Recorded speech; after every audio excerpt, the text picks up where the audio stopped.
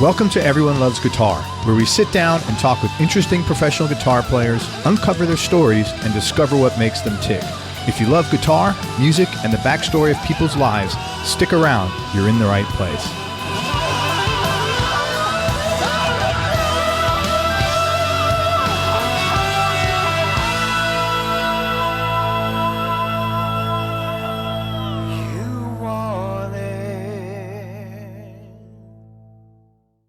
For more information on advertising on Everyone Loves Guitar, go to everyonelovesguitar.com/advertise. That's everyonelovesguitar.com/advertise. Hey, everybody, this is Craig Garber. Welcome to Everyone Loves Guitar. I got a really great, not only just a great player, but I've got we're with Mike Keneally. And the thing that's really cool about Mike and really interesting about Mike is he's really good at a lot of different things, not just a lot he's first of all, he's an excellent player in multiple genres. He's played with the top players and artists in the country, especially guitar guys. And he's got a great voice. He writes, he's excellent at keyboards. So, we're really fortunate to have him. And, I think he's going to give us the secrets of his success as well today. Anyway, so with the one and only Mike Keneally, thank you so much for coming on the show, Mike. I appreciate it. Oh, man. Yeah, my pleasure. Thank you, Craig. So I'm going to read. Mike was really kind enough to break up his background chronologically, so we're going to go through it piecemeal like that, which is really cool. So he started playing keyboards at 7 and guitar at 11. He loved everything from the Beatles to Frank Zappa, Sly Stone, Miles Davis, Coltrane, XTC, Radiohead, and loads of others. And he said, I was a weird kid and I slowly learned to adapt in different circumstances, except when I didn't. that was a great line. So I had a guy yesterday, he closed the interview. He goes, I said, what was the biggest change in the last 10 years? He goes, I've got my confidence a lot. He said, I'm much more confident, even though I don't sound like that. I said, look, you can't say that. You can't say I've got my confidence. Yeah, but I don't goes the confidence. Yeah, I said, this is like, anyway, so that's what that reminded me of when I saw this. I adapted in different circumstances, except when I didn't. So what do you mean by that? And how are you weird, and what kinds of coping skills maybe did you struggle with? Oh, it's just, school is such a hothouse environment. It always has been for it's pouncing on weaknesses or perceived differences and stuff. And so, I was just always, I was born in Long Island, and I think that I went to school in Long Island until 3rd grade, and there's a certain sensibility, I guess, or something. And I found people of like-minded pursuits, other kids who were interested in music. And I was a freak about the Beatles from the time that I was really young and got kind of obsessed with it. And I found a couple of other friends who were into that, and we'd get up in front of the classroom and do little recitals, just singing Beatles songs and stuff. And for some reason that wasn't perceived as anything weird. But then in the summer between 3rd and 4th grade, my family moved to San Diego. And as soon as I started school in San Diego, I just felt that there was like a cultural divide there, and also just like a social divide. And one day I remember asking the teacher, "Hey, could I get up and sing?" And because that was what I was used to from school, And to say that, the rest of the classroom didn't know what to make of me would be an understatement. It wasn't received well. So that was like, and then that just gradually I began to get out of my own bubble and realize, wait a second, I really don't fit in here in a lot of ways. And, and it took a while to sort of like build up a group of friends. And pretty much my family moved around a lot. So every time I thought that maybe I got a handle on this socialization thing, we'd move to another school district, and I'd have to start over again from scratch. And all along the line, it was like there was sort of like the initial struggle to seek out the people who also were just like a little bit off kilter, who liked weird humor. As I got older, it was like, see if I can find the Python fans, and then gradually, as I started getting into weirder and weirder music, started listening to, a bunch of Zappa or a bunch of progressive rock or whatever wasn't on the radio, which was, basically whatever was being played on the school bus in the morning, that was the music you were supposed to like. That's the music that would allow you to smooth a smooth transition into socializing with other students. And if you were into weirder stuff, then you were just kind of like branded as weird. And there's various ways you can deal with that. You can wear it as a badge of honor and, be a proud nonconformist and not care what other people think of you. Which is really tough at like 12 or what. I mean, it's like not, it's tough. Yeah. So, basically what I just tried to find similar outcasts and misfits and form bonds with them. And as you sort of gain confidence in your own circle of friends, what people outside that circle think about you means less and less as time goes on. But also, if you're a young kid in high school, you're trying to get dates and stuff. And if you're perceived as a weirdo, that's not too easy either. Yeah. So, not a huge, success rate with women back when I was in high school and stuff. And it's just like a lot of hard lessons. Yeah. And I guess what I meant when I wrote that in the biography is just that as you get older and become more comfortable with yourself through whatever means, it's interestingly enough, it ties into the confidence thing with whoever you were just speaking with. That's kind of what it's about. Yeah. And it also seems like there's a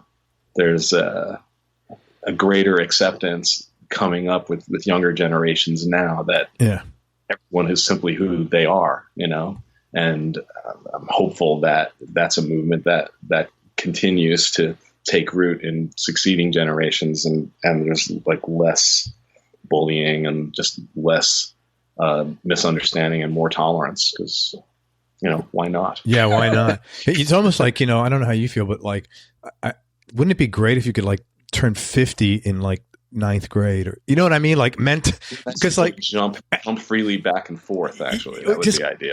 Like around when I hit 50, like I was never someone that really gave a shit what others think. Really, I've been fortunate like that. I mean, I had other issues, but like I was so free at that point. I just like let so much shit go, and like it's not fair that you got to wait till 50. You're right. It's like, fuck, right, man. I don't really, it doesn't really bother me as much now. I should have been able to do this at, like you're talking about 8, 9, 10, 12, whatever, 14. So I'd be pretty excited just to be able to return to 50 right now. That would be great. That was 5 years ago. So I feel you. Well, thanks for sharing that, man. I appreciate that. Oh, no problem. So this is like, okay. So from this, some of this stuff is pretty amazing. Your first professional gig. I'm going to say that again. Mike's first professional gig, like first one, was with Frank Zappa. And I know a lot of people have probably heard this story. And you mentioned that it was a dream come true, but it was more than that. You feel the repercussions of that every day. So I promise, I will promise you to do my best. I'm hoping this is going to be the only question you've been asked 100 times before. In case there are some of my listeners who don't know the story, if you could explain how you got hooked up with Frank, and also if you could share what you mean when you say that you feel the repercussions every day of your experience. That's pretty heavy shit. Sure. Well, literally the way I got in the band was to call his office and ask for a job. And there was no reason why that should have worked other than a weird fluke of timing. And just a little background to that. I was a freak about Zappa the whole time I was growing up. And in fact, that probably defined my nonconformity as much as anything did, like trying to find other Zappa fans in school. If I did, that was a treasure. Yeah, I would imagine. So, I first heard him when I was 9, and gradually my obsession just grew and grew and grew. And he was like it. I started out obsessed with the Beatles, but as I became a teenager and older, I was obsessed with Frank, and I would teach myself his music just as like a workout, and also because I loved it so much. So I started on keyboard, but as I got more and more into guitar, I was intrigued by the idea of the gymnastics required in order to play this stuff on guitar. And I would start trying to teach myself that stuff. but I never really thought it was that necessarily suited for guitar until like Halloween 1981, which is when Frank did a live simulcast. It was on FM radio and MTV. And this is the very early days of MTV. I didn't even have MTV yet, but I did have FM radio. So I listened to this simulcast, and they did a song called Montana. And it has this insane interlude in the middle. It's really fast. It goes, I'm plucking the old dental floss. It's growing on the prairie. It's like the melody on guitar is.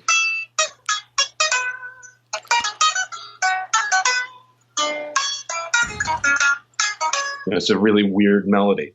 And it wasn't written to be played on a guitar. Is that from one? That's from One Size Fits All, isn't it?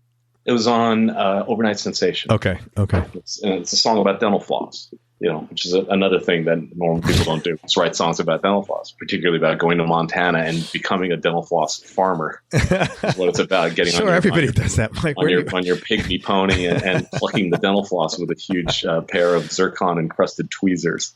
So all that stuff appealed to me. But on this simulcast in 1981. It gets to that dental floss section, and Steve Vai is in the band, who's whatever. He's like, I guess 19 or 20 years old at the time.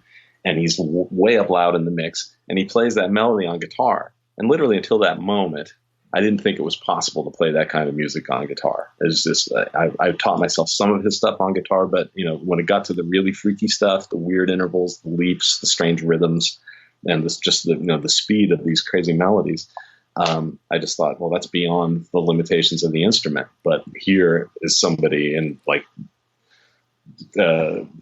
Technicolor, way up in the mix with a distorted guitar playing this stuff, and it sounded just unbelievable to me. So that's when the heavens opened. I said, okay, this is something I can aspire to, and I started practicing more and more of the hard stuff on guitar. And then in 1987, I heard. He had this hotline called 818-Pumpkin, and you could call it up, and you'd get the whatever the latest hot information in the world of Zappa. So I called 818-Pumpkin at least every week, and one week I called and they said, for those of you who've heard the rumors, it's true. Frank is in rehearsal with a new band, and that was big news because after the 1984 tour, Frank swore that he was never going to tour again because he was losing hundreds of thousands of dollars every time he went on the road, because he would have his bands in rehearsal for months. That was required to rehearse for months to get this music in shape, because he would always change up the repertoire with every tour, and he always wanted to do really complex, insane stuff because he wanted to blow the audience's mind. And the only way to do that is with hours and hours and days and weeks and months of rehearsal. So he swore after the 1984 tour, it's too expensive. I'm tired of musicians who fuck up all the time. I'm tired of losing money on the road. I'm just going to go in my basement with this computer, which is the synclavier, digital musical instrument. It doesn't show up late for rehearsal. It doesn't plan. It doesn't need per diem. It doesn't do drugs. And it plays the music perfectly every time. That's great. And so he said, I'm just going to, I'm a composer now. I haven't picked up the guitar in a couple of years. I'm just going to be down here composing. And then, apparently after 3 years or so of that, he said, you know what? I kind of like to hang out with some other guys. He was losing the fun aspect of doing music. So that's when 3 years. That's a long time. Yeah. So that's when the news went out that he was in rehearsal with a new band. And my first thought when I heard that was, oh, cool. I get to see another tour. And that excited me for a moment. And then I thought, it's so unlikely that he was, because he swore he was never going to tour again. So I said, this is such an unusual, unexpected thing. This might be my last chance. Because I used to literally dream. When I say that it was a dream come true, I used to dream of being in his band a lot. And in fact, I called him up. Fucking cool, man. I called him up on the phone. You call this 818? How'd you get the... Well, in 1985, they said, "Oh, if you called the 818-Pumpkin, between this hour and this hour, Frank will be in the office answering phone calls." So I called him in 1985, and I had a couple of questions for him, and I also told him, it's been my dream, to play with you. And he said, "Well, I'm never touring again, so keep dreaming." And then, so 2 years later, he's getting ready to tour again. And I said, well, he told me with, in his own words that he was never going to do this again. And he is. I better leap on this chance, even though all I was doing at that point was playing top 40 in bars in San Diego. It was totally, not professional level, just going out on the weekends and playing Huey Lewis songs in bars. You got to have a lot of balls, though. I mean, going back to what you said earlier, where you're like insecure, that took a ton of balls actually to have that dream in the first place. But, and I mean, a ton of balls in a good way. And then to make I don't know if there are bad balls, but yeah. Well, not. I don't mean like you were. It was audacious of you to do that. I mean like the audition. I mean it in a good way. Like that was really cool. But to then make this call that you're about to describe, I mean that was pretty big. Well, as I said, it was my only, as far as I could ascertain, it was my only chance, because it's like when he told me on the phone, I'm never touring again, so keep dreaming. That kind of meant two things. One is, my only choice is to dream, because it's never going to happen in reality. So if I want to play with him, I'll just have to exist in fantasy land. Yeah. But it was also, I also kind of took it as keep dreaming. I'm going to keep dreaming about this, and maybe someday it'll come true. So I said, this is maybe the universe saying, if you want this dream to come true, this is your shot. So I had no choice. I had to call the office and say, hi, my name is Mike. I play guitar and keyboards and I sing. And I'm familiar with all of Frank's material. I've got all his albums. I've listened to it all the time. I know how to play a great deal of it. Anything I don't know how to play, I can learn in a hurry, because it's all just like, it's in my DNA at this point. And I don't know if Frank's looking for anybody, but if he is, I'm here. And I was just lucky to get a guy on the phone when I called. His name was Jerry Fialka, who I subsequently learned was a very cool guy. And he must have just sensed something in the sound of my voice, that he, instead of just like writing it off, he passed the message on to Frank. Wow. And the next day, the phone rang and I picked it up, and a woman's voice said, "Will you hold for Frank Zappa?" And I said, "Yes." and a few seconds later, Frank got on the phone. "Hi, this is Frank. I understand you know how to play all my music." And I said, I kind of backed away from a little bit, and I said, "Well, I'm familiar with all of it, yeah." And he goes, "You have any idea how many songs that is?" I said, "Yeah, they're all in the next room." And he said, "I don't believe you. Get your ass up here and prove it." And so that was it. It was a challenge, So at that point, I couldn't fail. And I was in San Diego. He was in LA. My brother drove me up from San Diego to LA, and I sat in the back of the car with the guitar, attempting to play every Frank Zappa composition in a 2.5 hour car ride, all 300 songs. And I was starting to get a little freaked out.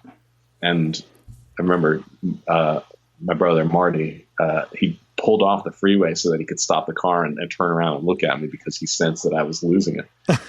and he said, you're never going to be more ready than you are right this moment. That was really cool. Your brother sounds like a real cool, real supportive dude. He's a very together guy. And it was exactly what I needed to hear at that moment. And I was like, whew, I let out a big breath, and I just enjoyed the rest of the drive. And we got up there, and the audition was in his rehearsal space, which was this huge sound stage on what used to be Zoetrope Studios, Francis Coppola's film studio. So it was an enormous sound stage. And I was playing guitar in the back of the car, so I didn't bother putting the guitar in its case. So you walked in with your guitar. I walked in like Johnny Appleseed. Hey, I'm here. And Frank is like a football field away, and he looks up and he sees me walking in, and he goes, "Hey, nice case." That's funny. Right? So he had me plug into an amp, and he was there. It was only a couple of other people there. It was Bruce Fowler, who was a trombonist who had been in the Mothers in the 70s and was about to rejoin the band, but hadn't officially rejoined at that point. It was cool to meet him. And there was a guy named Bob Rice, who was Frank's computer assistant, the synclavier assistant. And he was playing a computer rendition of the song "The Black Page," which has achieved a reputation as being an insane piece of music, one of the hardest pieces of music to play. And I had kind of taught myself how to play it. So as soon as I plugged in and the computer was playing this piece, I started trying to play along with it, show off a little bit, and also just demonstrate, yeah, I actually do know your stuff.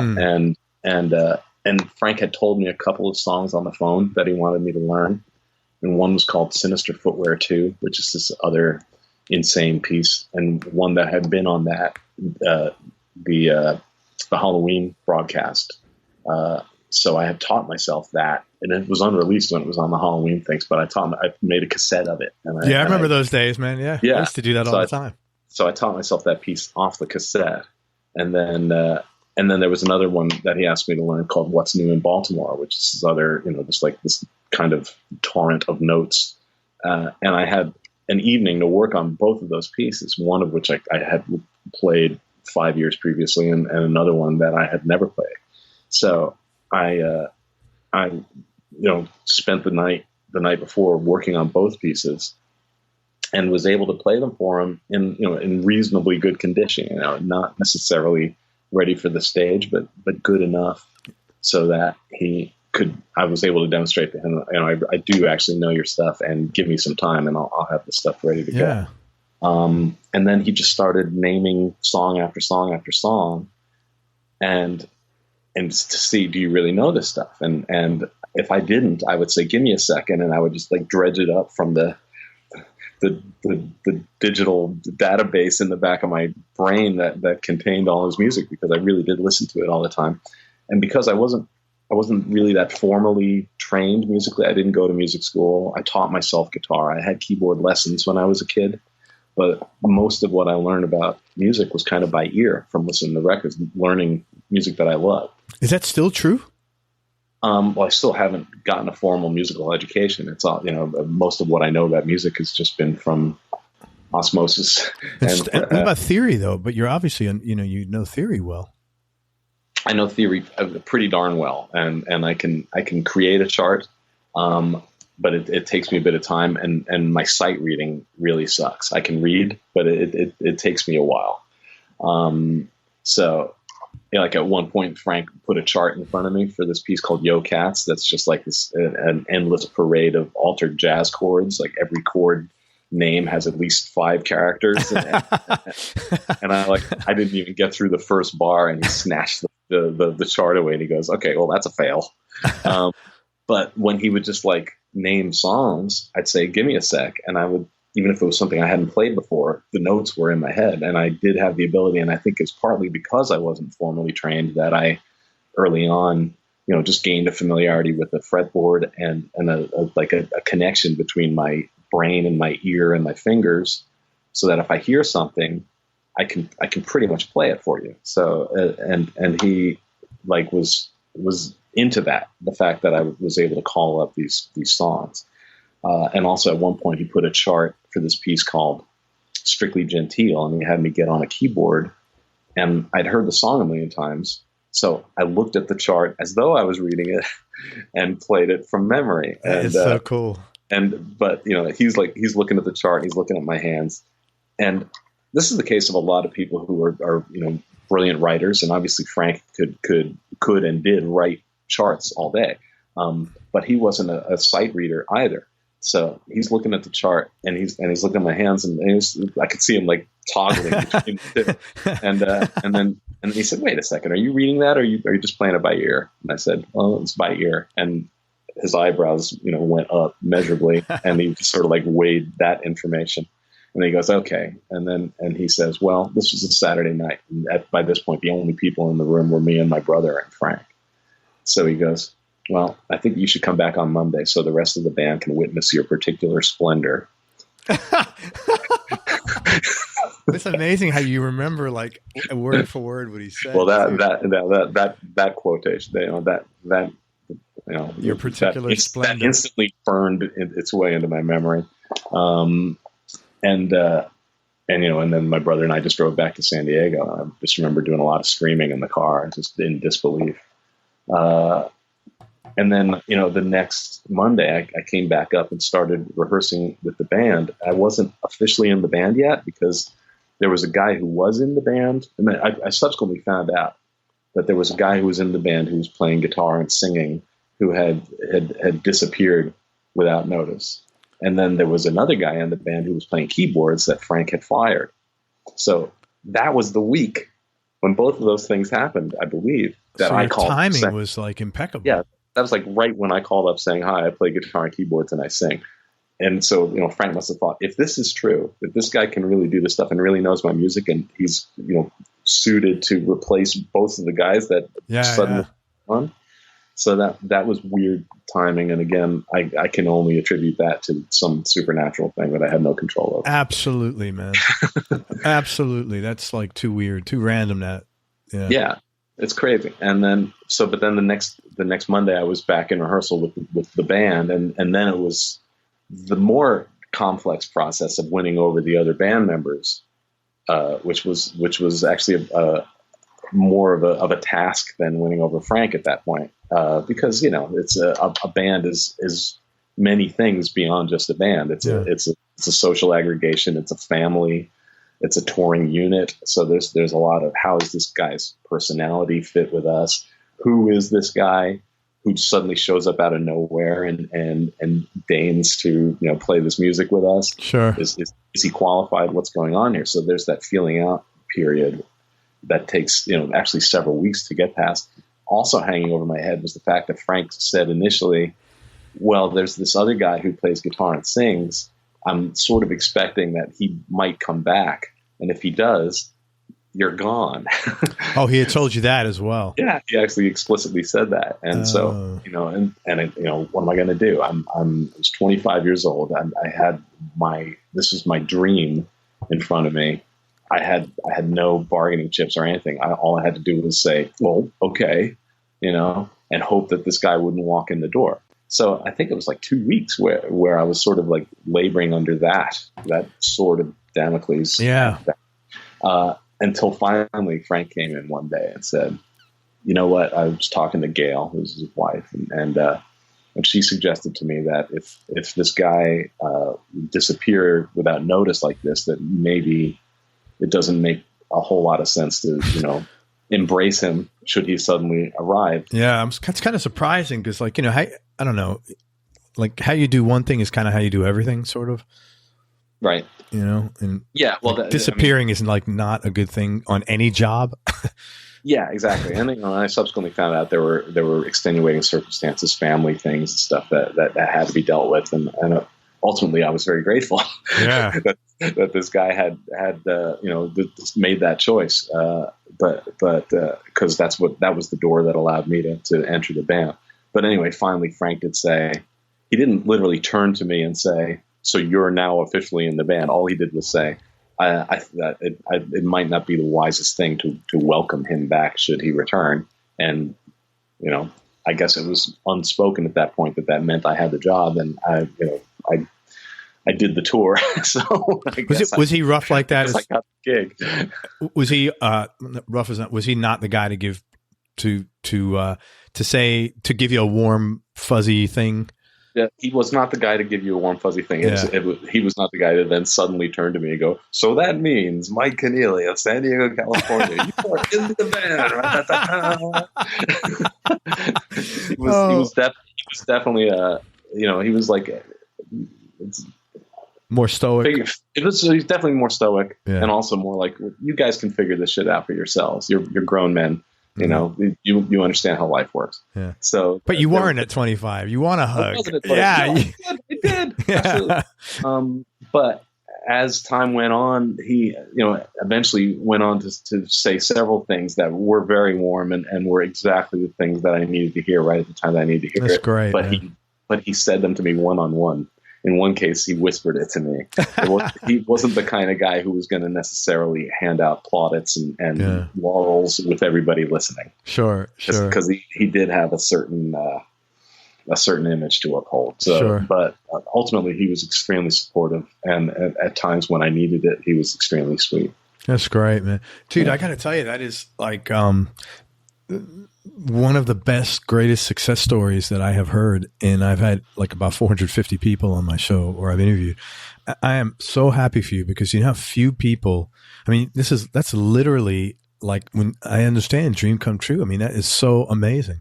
Well, then you probably also understand what I meant when I said I feel the repercussions of it every day. It was like a seismic thing. Yeah. That ultimately led to everything else because, you know, I ended up after Frank had to stop touring because he became ill.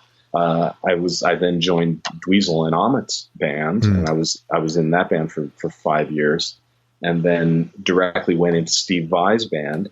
Steve knew about me because of the Zappa connection, because Steve obviously had played with Frank.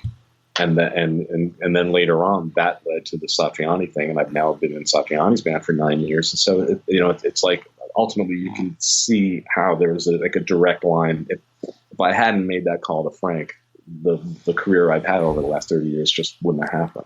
So you're fully aware of that. Everything hinged on you making that one. Like the whole trajectory of your life is different because you made that phone call. Yeah.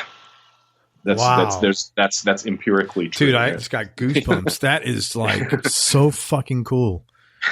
Wow, man. I'm so happy for you, man. Thank you. I mean, that's so cool, man. Thank wow. I'm glad I made the call. Yeah. Holy shit. So let me ask you this. You've literally played with basically, what many people consider to be the world's top guitarists, Zappa, Satch, and Vai. My question is why? Why? Yeah, no, I mean, like, what, you know what I'm saying? Like, there's something about, it's not your playing, period. Oh. It's not like, I mean, obviously you're a great player because you wouldn't be in those situations, but there's other stuff going on beyond that. I think there's a shared history and that, leads from one thing to another. In the case of, Zappa, I just told you how I got the Zappa gig. With Vai, there was the Zappa connection. Steve adores and reveres Frank as I do. At a point in Steve's career, he had, he'd been through his sex and religion phase with Devin Townsend, who we'll get to later. This is very incestual, man. The guitar community is so funny. And then, that was a kind of a traumatic period in Steve's career in some ways. And he regrouped afterward. And eventually, a couple years later, he came out with this album, Fire Garden. And that kind of, that sort of like was the jumping off point for a new stage of Steve's career. And he was putting together a completely new band. And I was somebody that he could trust because he knew that if Frank placed his trust in me, that Steve could as well. But, so he asked me to join his band, and that was interesting too, because I had been in Dweezil's band for 5 years. That came to an end. And when I left Dweezil's band, I was going to concentrate on my solo career. And I had a band, I still have a band called Beer for Dolphins. And I was just going to, I got out of Dweezil's band. I said, okay, I'm just going to focus on Beer for Dolphins right now. It's full speed ahead. I'm a solo artist. This is what's going on. And Brian Beller, who was the bass player with me in Dweezil's band, he was placed in a position where if he wanted to continue playing with me, he was forced to leave Dweezil's band. And he made that choice. He chose to go with me. So at this point, it wasn't just my own fate. I had Brian's fate, which was inextricably linked with mine. And so you told Steve, "I'll play with you," but it was more like I remember exactly. I was on the road with Beer for Dolphins when I got the call from Steve, and I remember like leaving my hotel room in a little bit of a daze and seeing Brian out there, and I said, "I just got a call from Steve. He asked me to join his band." And Brian's eyes got really wide, and he goes, "Fuck, fuck. It turned out okay in the end, because actually Beer for Dolphins went on to open part of the tour for Vi for like 7 weeks. So that was an insane tour for me, because I was doing like an hour-long opening set with Beer for Dolphins, and then take a break and go out for another 3 hours, play with Vi. Dude, how did you? You must have been like the end of the night. That's like running a half marathon every day. Well, that was late '96, so that was how many years ago was that now? I can't 22, even counting. 23 years ago. I was a bit younger, had a good amount of energy. Still. But it was an insane tour, because Steve didn't. I think Steve still doesn't like days off very much. So at one point, I remember we did 17 shows in 18 days, and wow, and with 2 shows a night, it definitely can drive you a little nuts. Wait, so you're 2 shows a night? So you're playing like 8 hours a day? Well, I just mean 2 sets, and my set, and then okay. Wow, still okay. So you're playing 4 hours every day, 17 out of 18 days. Yeah. Wow. Plus, but then Steve likes long sound checks, because he often records sound checks. In fact, we did an album called Alive in an Ultra World that a lot of that stuff was written during sound checks, because he decided on that tour, every country that we went to on this European tour, it was going to get its own song. Wow. So that doesn't include travel. So you're playing 4 hours a day plus travel 17 out of 18 days. Holy shit. Yeah. So it was pretty nuts. And that was also the tour where the Vi tour bus caught on fire, and we all lost a bunch of stuff. It was, it was hectic. But I was a younger man then. But so anyway, the Vi gig came as a direct result of the Zappa gig. Also, Steve and I both were born in Long Island, as was Satriani. So we had that sort of Long Island bro connection. And then when I was in Vi's band, we started doing the G3 tours. My first tour with Steve Vai was the very first G3 tour. And in fact, I think the clip that introduced me to a lot of people was the Attitude song from that first G3 tour. I used to wear these insane, huge hats back then. So even though I don't anymore, a lot of people still associate. Oh yeah, you're the guy with the big fucking hat. It's but the Satriani was the headliner on the G3 tour, so that's how I met Joe. And then years later, he ended up asking me to join his band, which has been like sort of the main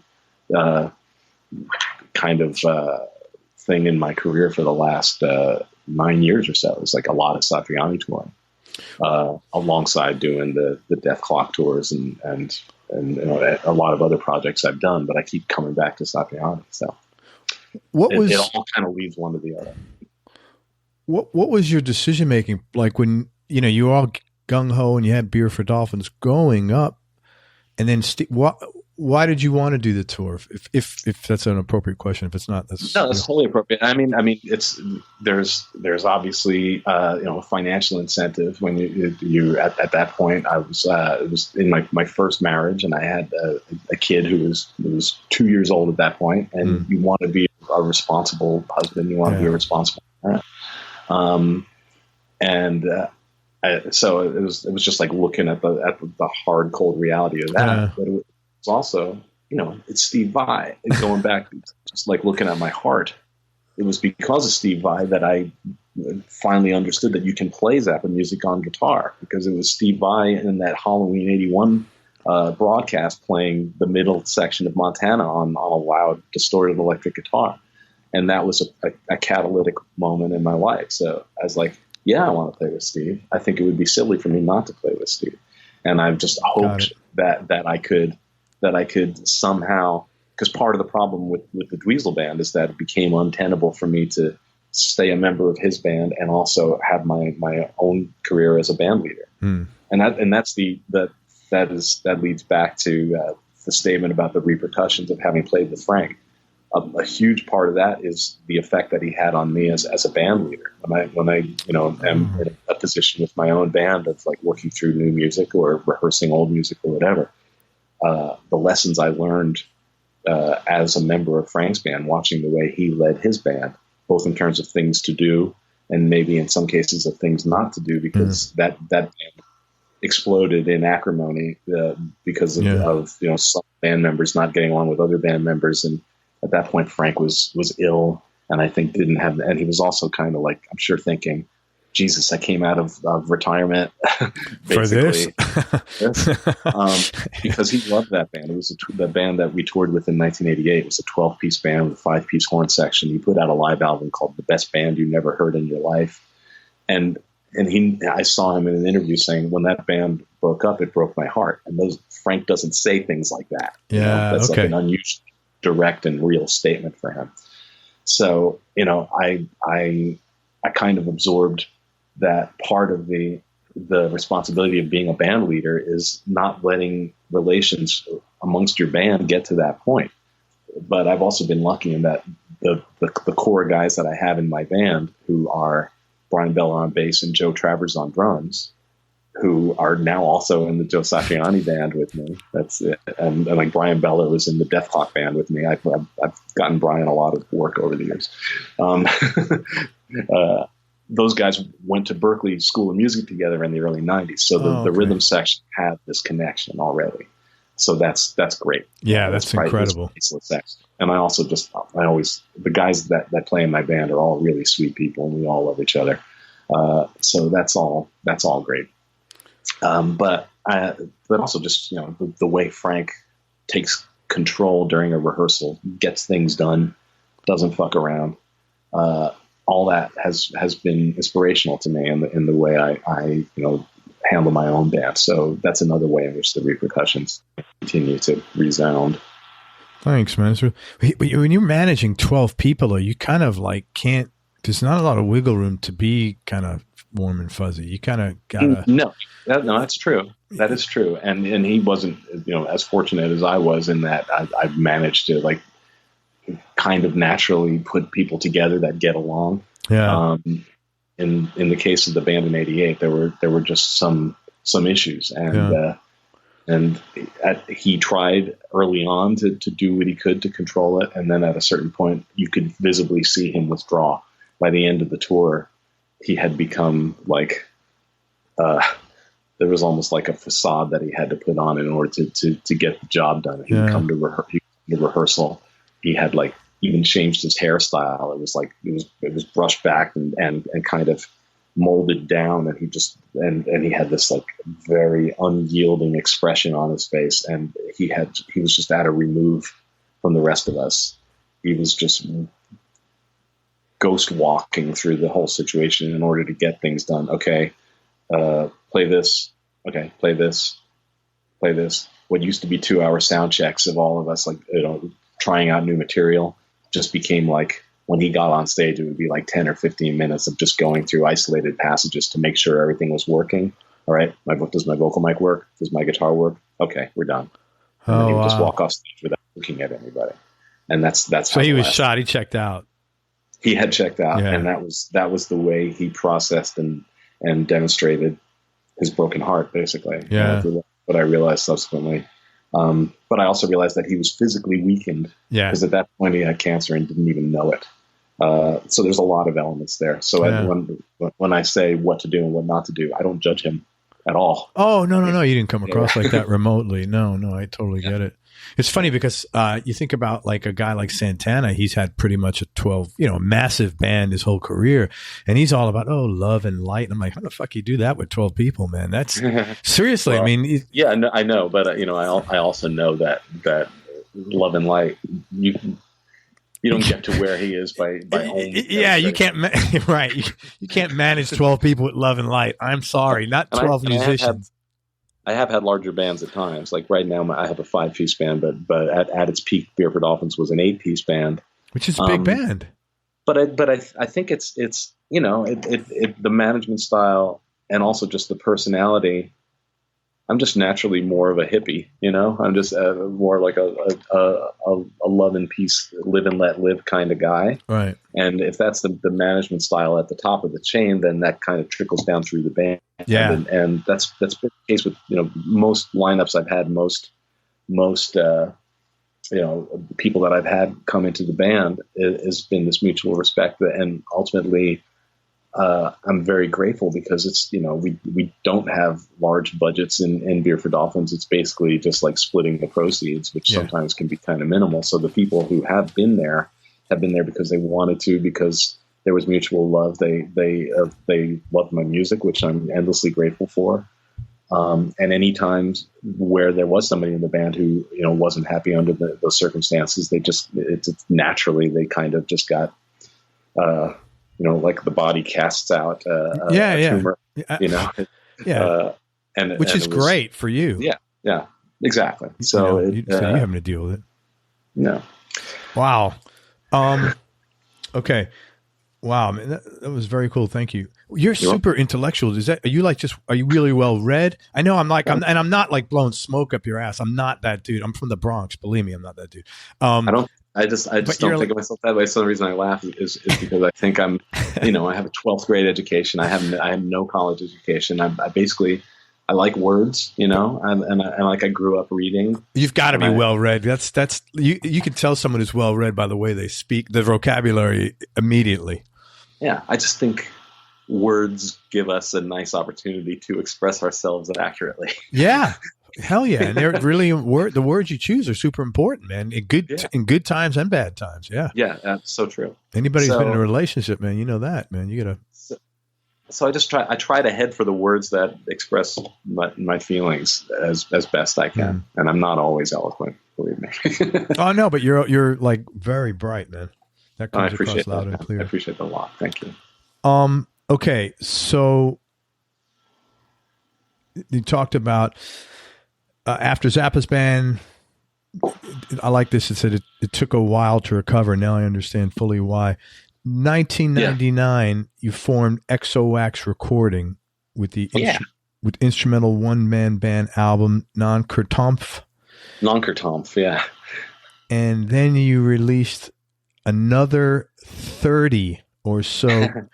Well, the first album I did was there was an independent label in San Diego called Immune Records, and that was run by Jeff and Suzanne Forrest. Jeff Forrest was a recording engineer who I actually just worked in the studio with a few days ago. So I'm still that's cool, man. Still working with him. And but I did my first albums, which were Hat and Boil That Dust Speck and Sluggo. You're some wild. Where do you get all these titles, dude? It's like every box. You're like what is that? Like a Chinese jigsaw, something like you open one, there's like fucking 9 doors there, and then you open the other one, there's like 9 other doors. I don't even know what corridor to go down here, man. Well, every title has a story. The first album was Hat, and that was named after a hat that was thrown up to me on stage after a Zappa concert in Birmingham, England, where I had gone back out on stage to get my set list, and the guy in the audience was wearing this purple and green felt hat. And he said to me, "I sure do like your playing." And I said, "Well, I sure do like your hat." And he took it off and he threw it up to me, and I just started wearing it. So cool, man. So that I just thought, and then I put that hat on my head and I walked backstage, and Andy Partridge and Dave Gregory from XTC were there, and they were other heroes of mine. And I believed in the moment that it was the magical properties of the hat that had caused them to materialize. So that's it. Might be. Who the hell knows? Yeah. So that's what Hat was. Actually, with Scott Toon as the bass player, calling Virgin Records and saying, we would like to invite the members of XTC to come to the Zappa concert. And me never imagining they would actually arrive, but they did. So that was beautiful. That is awesome. And then that had repercussions later on because I ended up writing a bunch of songs with Andy Partridge, which is another dream come true. I digress. The second album, Boil That Dust Speck, that's a Dr. Seuss reference from Horton Hears a Who. Okay. Not the book, but the cartoon, the TV cartoon. It's basically about nonconformity, and there's a bunch of Who's that live on this little dust speck, and Horton, who's an elephant, is the only one who believes that these creatures actually exist. And so the rest of the people in his community are persecuting Horton for having different beliefs from them.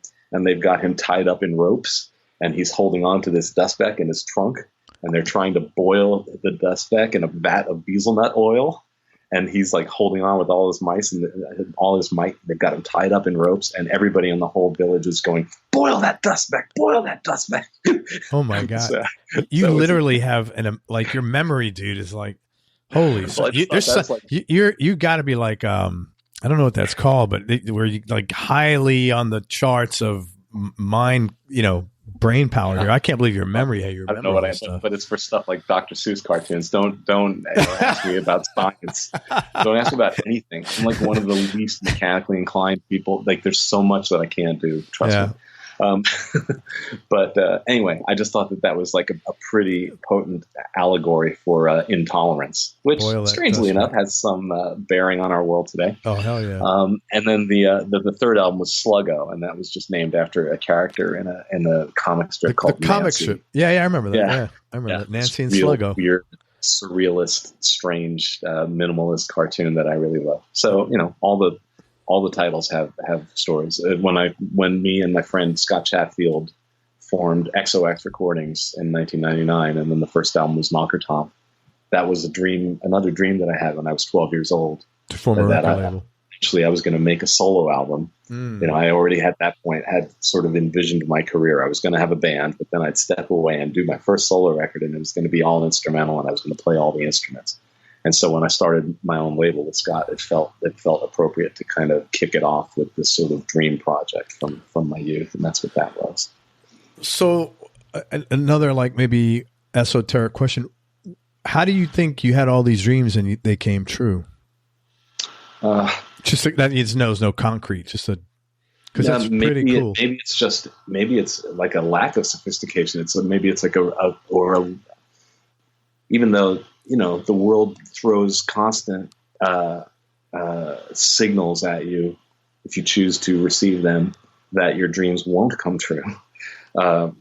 If you listen differently or perceive things differently, you might pick up signals that your dreams can come true, and those are the signals that I chose to. It's like I just turned my radio dial a little more to the weird zone.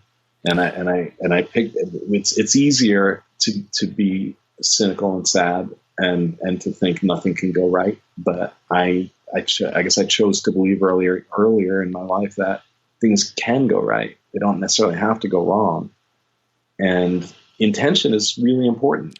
Incredibly important. It's everything. So without even finding those words early on, I more through naivete, I guess, just like plunge forward, like, yeah, this is going to happen. It's supposed to happen. Yeah. These are supposed to happen. This is what I want to do. No one's going to stop. Maybe some of it is like bloody mindedness. No one's going to fucking stop me from doing what I want to do. What were your folks like? Were they like that? Extremely supportive. Not nearly as hippie-ish or as liberal as I am. So they were more likely to be skeptical of outsiders or stuff, but in our home they were extremely loving and extremely supportive. And so in some ways I was spoiled, because when my parents were lovely people. They were amazing, incredible senses of humor, capable people that really supported us emotionally and financially and every other way. So I was getting to the end of high school, and I realized, you know what? I have zero plans. I don't know what I'm going to do. I haven't applied to any schools. I don't know what I'm going to do for a living. But I love music. So that's what I was doing all my, it's like, I would go out and hang out with friends and stuff, but I would spend a lot of time just at home with my brother. Because once I started playing guitar, my brother got interested in my musical pursuits. When I was a kid playing keyboard, that was, was a little bit nerdy for him. But when I started playing guitar, I was like, oh, okay, this is cool. So I started showing my brother some stuff on guitar. He got a guitar and started playing. We got a reel-to-reel tape recorder in 1974, and it started, making recordings of our versions of Jeff Beck songs and Hendrix and Crosby, Stills and Nash, Santana, because we had Crosby, Stills and Nash and Santana songbooks, and all the prog rock I was listening to, Yes and ELP and all that stuff, and Zappa. And so we would attempt to record our versions of that stuff in the living room on reel to reel. We still have those tapes. So when I was getting ready to graduate, I said to my father, I don't know what I'm going to do. I guess I got to get a job or find a college or something. And my dad goes, no, your job is to write songs. You stay here and write songs. Wow. Wow. So okay. At that point, in my relatively unformed, I guess at that point, 17-year-old mind, I thought, well, first of all, I thought, thank you, Dad. But I also thought that was my experience of how the world works. So maybe there was a certain amount of naivete and I did definitely get smacked down when I got older and went out in the world and found out that that's not necessarily how the world works. You're not going to get unyielding, emotional support, financial support, and a roof over your head to do exactly what you want to do. And so I realized at that point, okay, I have to learn how to provide for myself in concrete ways, and that. But I'm so fortunate. I'm also very fortunate. Yeah. Because the ways I've been able to provide for myself have been okay. Yeah, I'll work with Steve Vai. Yeah, I'll work with Joe Satriani. Right. So those are my day gigs. Right. So I'm lucky as fuck. So, but also I'm able to do the gig. So it's like everything's just kind of working together. I realize I have good fortune, but I also realize that I need to keep my shit in shape as a musician in order to justify the gifts that I've been given. Describing the way your parents were and the support you have, that answers my question of how did you have this sort of like, how did you know your dreams were going to come true? It sounds like you had no reason not to think of it because everybody helped you move in that direction. Yeah, early on, that was my formative experience. That's wonderful, man. And you may not know that that is another gift you received. Amazing, man, for sure. In some ways, the biggest one. Yeah. Yes. To be honest with you, but I would say, which then also, once I realized as I got older, moved out, and started trying to make my own way in the world, and found out that the world doesn't work that way. Yeah, those were some of the hardest lessons, but those were lessons that I needed to learn in order to effectively make my way. Well, you're going to learn them everybody learns. You're going to learn them anyway, and they can either put you in the ground or they can make you stronger. Yeah, but better to have the vantage point you came from in learning them than not. Absolutely. Yeah. That's great. Really nice story, man. Thank you. Really, really cool. Well, thank you, Dad. Thank you, Mom. So this was interesting. Sometime around 2000, you started seeing brown triangles occasionally. Hey, you're laughing, not me. You can't believe you. And the brown triangle. It is true. There was a guy in New York like that. His name was Son of Sam. Well, at least in my case, it just resulted in guitar solo. Yeah. So these brown triangles were giving you musical instruction according to some arcane outer planetary notational system. Yeah. I'm glad you're laughing. It would happen. This would happen sometimes when you're playing guitar on stage with your eyes closed, and then after a couple of years, it stopped. So in your bio, you said that you thought that this helped your playing for good, and you enjoyed this. So, hindsight 2020, 19 years later, how do you view this incident, and what do you think? Why do you think these things came into your life at that time? I'm not going to deny the possible impact of some chemical assistance, but it's also weird. Everybody out there is everybody else is like, they're like, thank God. But it is weird that it started happening, it continued happening, and then it stopped, and there's no way that I can explain how it actually worked. And I'm entirely willing to explore the possibility that it's bullshit. but in the moment, I was able to close my eyes and look, and they basically were aligned, kind of like bowling pin style. And it was the thing that appeared up and to the left. I think it's been a long time, so I think it was up to the left. Maybe no. I'm remembering when it first happened. It was actually in a rehearsal studio, and I was facing forward, and they might have been up and to the right slightly. It's funny. I know that after all this time, I can't remember exactly where they were positioned. But I would close my eyes, and these brown triangles would appear in formation, always the same formation. And in looking at them or focusing my attention on them, I found that I was able to play much more fluidly, and that I was able to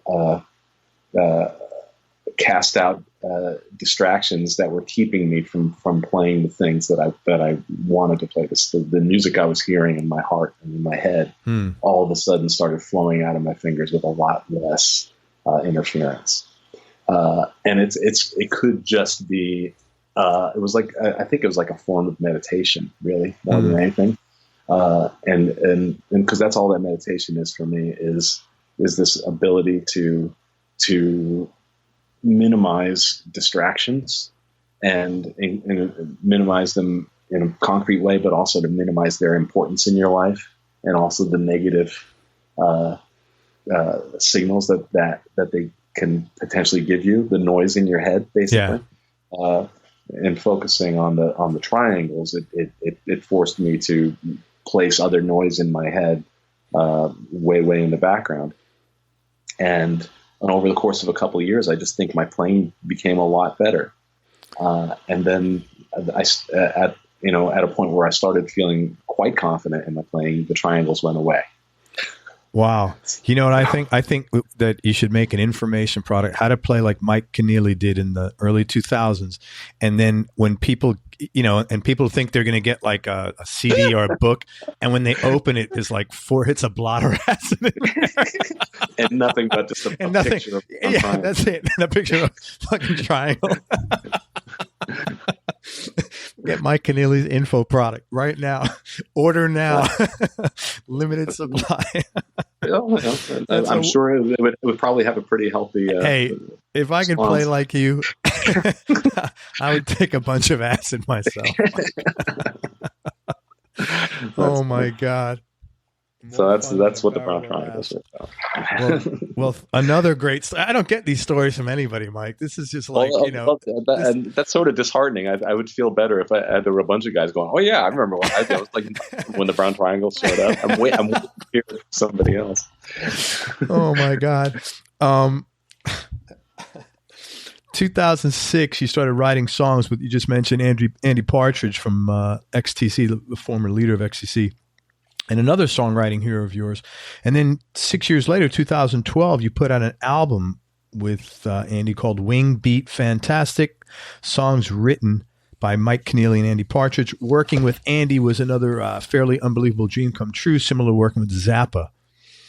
I kind of said this today, but I really just want to, again, give you like a huge congratulations and pat on the back, because so few people have managed to accomplish, so many things that were inside their heart, and you made it reality, man. So, I think there was probably some stuff in the universe, but I think that you had to put yourself in the position to receive those things properly. So, man, whatever you're doing, honestly, man, it's really nice to hear these kind of stories. Very inspiring, and I hope, everybody listening is going to feel the same way. Really It's cool. Nice to hear. That's validating to hear. So thank you. Oh, it's wonderful, man. You've also written some orchestral pieces, sometimes with yourself as a soloist. The most notable one was a 52-minute suite called The Universe Will Provide, and now I understand why you wrote that. Recorded with Holland's Metropole Orchestra and released by NPS and Favored Nations, Steve's label, in 2003. And you said you actually thought that was one of the greatest musical experiences, playing live with an orchestra.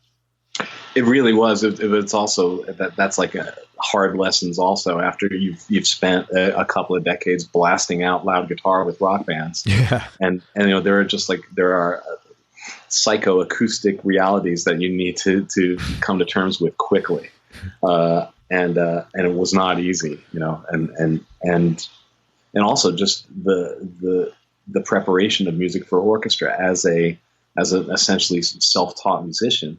I had to get my ideas down on paper although I got tremendous assistance from my friend Chris Opperman, who was a pianist and trumpet player who was in Beer for Dolphins in the early 2000s and is now a music professor, very erudite and loving and helpful guy who helped me with the orchestrations tremendously on that project. Because he had his theory together and his, just things like he knows all the transpositions and all that stuff. So that he helped me translate my stuff for orchestra. But a lot of my initial thoughts were just, me old fashioned with a pencil and a manuscript pad writing down this stuff. So, and then, getting through the idea of, I'm a rock composer. What business do I have of writing for orchestra? Especially the ambitions that I had. I didn't want it to just sound like rock music plus orchestra, like a rock band with an orchestra in the background. Yeah. The models that I had in mind, the primary one was an album that Miles Davis did with Gil Evans called Miles Ahead, where and he worked with an orchestrator and arranger named Gil Evans, where the music is just this kind of uncategorizable thing. Miles was thought of as a jazz artist, but you listen to that music, it doesn't sound like jazz. It's really strictly composed. And then it's, the way Miles kind of moves in and out of the music, it's almost like wandering in and out of the dream. And I wanted to try to appropriate that kind of approach with the way that I write and the way that I play. And, it's like it was my very, very first attempt at doing something this ambitious. And one way that I gave myself a break was to imagine the album the piece because it was conceived as a live premiere before we did the album. Was to think of it as a collaboration between me and my 8-year-old self. That was the place that I put myself in. Pretty cool. Because it was by necessity. It was going to be naive because I had never written such an ambitious thing, and I'd never written for orchestra before. So I was, and I did not train myself to do it. I didn't read books. All it was just sheer force of will. I've been commissioned to do this thing, and the reason why is because of my friend Co de Kloot, who is a Dutch radio producer and on-air talent, and he was the conduit because he was working with NPS, which is Dutch Public Radio. Okay, and he had a connection with the Metropole Orchestra, who for years have done collaborations with all kinds of people, amazing collaborations with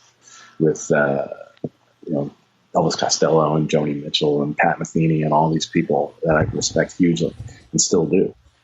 So he facilitated this connection between me and them.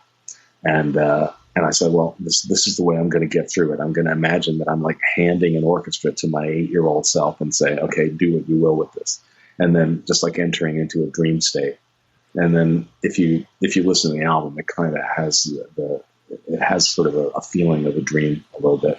And I'm very happy with the record, and it's the only opportunity I've been given to compose for orchestra on that level. And it would be beautiful to have that opportunity again, but those opportunities don't fall out of the sky. There's a lot of funding that's required and stuff. Yeah. But I'm pretty happy with that album, given the fact that I had never done it before, and I've gotten really nice responses to it. So I'm so glad that happened. Man, that says a lot, because I know your work ethic from the time we spent together, and I know you're probably a tough critic on yourself. So, and your mentors were certainly tough critics. So the fact that you're saying you're happy with it, that's really good. Yeah, I can listen to it and say that was time well spent. But I also hear it and think, boy, I'd love to get another shot at it. Yeah, but that's, you can say that about any creative thing you put out. Yesterday, Yeah, true. Yeah. It's interesting. Right at the time that album came out, there was also the first Steve Vai piano reductions CD. I don't know if I even mentioned that in the bio. No. I should correct that, because that was an important project too. Steve asked me to do arrangements for 11 of his pieces for solo piano, which I started doing in the late 90s. And then I gave him the recordings, because he would say, do these songs. I would arrange them in my home in San Diego. I'd drive up to LA and play them for him, and he would give me input. And then I go back to San Diego and record them on tape, and then go back up to LA and give him the tapes. And then he digitized those tapes and spent 5 years doing edits, because I gave him multiple renditions of each song. So he would choose his favorite parts of each rendition and edit them together. Wow. During the course of making the edits, every time, because I was just giving him raw tapes, and very often I was a little bit more agitated 20 years ago, and every time I would make a mistake, I would go, God fucking. So he had to edit all that out. And ever more creative, swearing, and every time that he came to one of these, he would set it apart, and he formed a whole edit, a massive reel of you cursing. Yeah, that's awesome. Of these things, which he hasn't played for me yet, but he swears one of these days he's going to spring on me. That's awesome. That should be mandatory listening for everyone. But that album, as those recordings would attest, was actually the hardest album I ever did.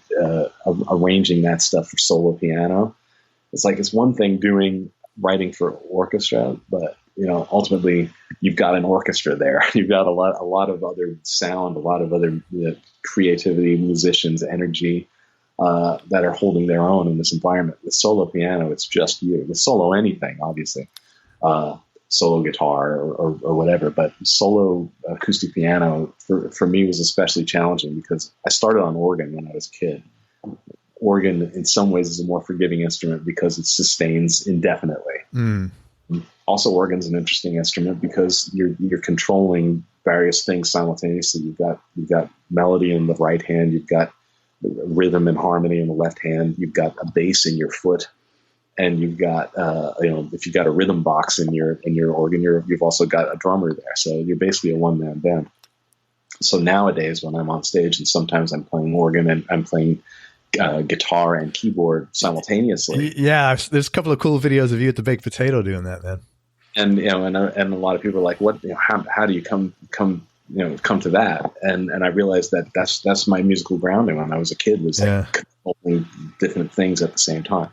But anyway, solo piano, doing those VI arrangements was extremely challenging. My standards were high, Steve's standards were high, and I just wanted to make sure, when all was said and done, that it was a project that stood on its own. And it was just insanely difficult. But we ended up with an album that we're both really, really pleased with.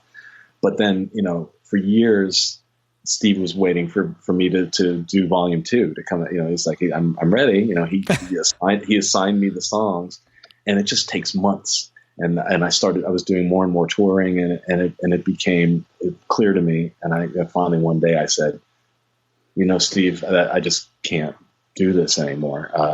I'm afraid I'm not going to be able to do it. But I had been contacted at that point on Facebook by this woman named Miho Arai. I think I'm pronouncing her name correctly. And she said, do you think Steve I would like for Steve to know about my playing. And I watched her videos of her playing piano music of Steve's songs on the piano, and they're just beautiful. Wow. So I wrote to Steve and I said, you know what? I don't think I'm going to be able to do volume 2, but you should know about this woman. And he said, I've already seen her videos. I think she's fantastic. And I said, I wouldn't mind if that's what volume 2 ended up being. And he just put it out a few weeks ago. That is so Piano Reductions volume 2 came out with her as the pianist. So I'm actually thrilled about that. You kind of paid it forward in a little bit the way like your Zappa call. Yeah. You sort of paid it forward through her. She didn't go to Steve directly, but he knew about her, but you sort of, I think he would have sought her out whether I was there or not. But yeah. I did feel like I was a nice part of the energy chain there. Yeah, totally. But anyway, that album came out while I was working on the orchestra record. So it was just there was a lot of different kind of projects happening at the same time. 2004 was an interesting time. I also put out a rock album called Dog at the same time, which is just like this really scrappy, weird, nasty rock album. So that album and a solo piano album and an orchestra album all came out within practically weeks of each other. It was an interesting period. Are you good about relaxing, taking time off, or Yeah. When I have time off, it's off. You're off. Yeah. Yeah. I mean, there's always stuff happening. It's like I can't necessarily spend 24 hours a day on the couch, watching Netflix, but I can definitely spend hours on the couch watching Netflix. So you cut yourself some slack. I can feel good about that if I've managed to get something else done during the day. But there's also days where I'm just like, fuck, I really need to do nothing today. And I can do that. That's great, man. I'm working on that. That's tough for me. It's not really good. That's great. Say you're 55. I'm 57, man. Wait till you get to be my age. You will. I've got drastic changes ahead in the next 2 years. Yeah, but that's one thing I will really embrace, to be honest. You will learn to give yourself a break. One thing I mentioned to you before we get the tape rolling, the digital, whatever the hell it is rolling. Your voice is really great, man. And I think that gets overlooked because like you have other, you're such a wizard on guitar and keys and composition and leading the band. But man, did you have any like formal training No. And actually I think one reason why it's overlooked is because I did too many shows when I was younger, not paying close enough attention to it, especially on stage. Like, the studio gives you the opportunity to like get some good vocal performances. But when I was on stage, I kind of thought of the singing as just a thing you have to do to get through the song. And I was more focused on the guitar because, I'm doing multiple things at the same time. And I put a lot more of my attention on the guitar. But as time went on, I started being more successful, I think, at dividing my attention, and because if you got your mouth open and you're singing on stage and people are listening to it, I realized, man, I can't be wasting these people's time. And plus, there were just too many videos that I was like seeing online afterward and realizing, especially if the monitors aren't too good. Yeah, but that you can't help that. Like sometimes I've had conversations with guys and. They're all bent out of shape because someone will post a YouTube thing and they're in some shitty club with crappy, sound equipment and your sounds, you don't sound well. It's not like it's his fault or her fault. No, but do you think YouTube commenters know this? Well, that's the thing. And then they get the shit kicked out of them and they're like, oh my God, how does this guy call himself? And it's like, I don't know, the whole thing with, spending time criticizing people that are doing something while you're sitting on the couch watching them doing something. It's like kind of weird to me. Well, it is, but welcome to the world in which we live. Yeah. But also it's like and it doesn't have to be a shitty club. It can be a nice club and you can still have a fucked up monitor. Absolutely. But so at that point, that's one of the things about having done it for a while. You start to, especially if you're wearing earplugs, which you must, as a matter of fact, it's interesting. I've resisted in-ear monitors my whole life, but this year is the first year that I'm going to be regularly wearing in-ear monitors for this Zappa hologram tour, just because there's going to be so many cues that we need to be able to hear, and the whole band needs to hear at the same time. So I'm finally going to go to in-ears. But for years I didn't wear earplugs, which was stupid, and I now have tinnitus thanks to that. But at the point where you suddenly wise up and realize I better start wearing earplugs, it does make it easier for you to hear yourself, even if the monitor mix is shitty. And the mindset that I finally got into was kind of more of like a record producer mindset than a performer mindset. And now when I'm on stage playing, I'm not just there as a performer. I'm also simultaneously listening very carefully to everything that's going on, including the stuff I'm doing and how that fits into everything else that's happening on stage. So every musical gesture, whether it's just a thing I'm singing or if it's a thing I'm playing on guitar or keyboard, I'm intently focused on how it's blending with everything else that's happening on stage and trying to produce it in the moment just through my performance. And since I started being more mindful about that, my singing has gotten a whole lot better. My live singing, and I think it's affected the stuff that I do on records as well. I'm never going to have the kind of instrument that like the guys who really inspired me when I started getting more serious about singing, or guys like Jeff Buckley and Stevie Wonder and Tom York. It's it's like I don't have the natural gifts in terms of my vocal mechanisms that those guys have. But I can still do something. Your voice is you have a very nice voice, man. Thank you. And I think it goes back to what you just mentioned here. It goes back to something you said earlier, which is intention is everything.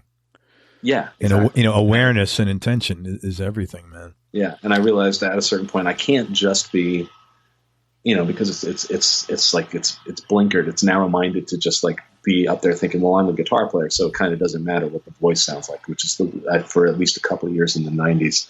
It was almost like a punk-inspired approach to really into music. The earliest Beer for Dolphins shows, which were, it was just a trio then, really scrappy, really nasty, in a way which is pleasant. I like it because the albums were really intricately layered with a lot of overdubs and maybe 6 harmonized guitar parts and stuff. Oh wow! And I've never had the patience or the interest to try to use equipment to replicate that kind of stuff live. I would prefer to have another couple of guitar players in the band, which I do now. But in terms of like using harmonizers and stuff, I've done it in a limited way. But it's when I had a trio, it was more my preference to like use these intricate albums as blueprints and then go out on stage and be Cream about it, or be the Jimi Hendrix Experience. Man, you're being a musician. Yeah, you're having fun. It's called fucking rock and roll, man. Exactly. So that was my approach, and unfortunately, that resulted in maybe a few subpar vocal performances back in the day because I was just like howling. So I'm a lot more focused and intentional about it now. I think I can. Voice sounds great, honestly. Right. I mean, I was really, really. I was shocked that, like, again. Thank you. I want to talk about gear in a second, but I want to have one more question to ask you. Any advice, if you had to go back and give advice to younger Mike Keneally, any advice that you'd give your younger self that you think might have made your life easier? Honestly, nothing springs to mind. I might say just be a little more careful with money, but that's kind of that's self-explanatory,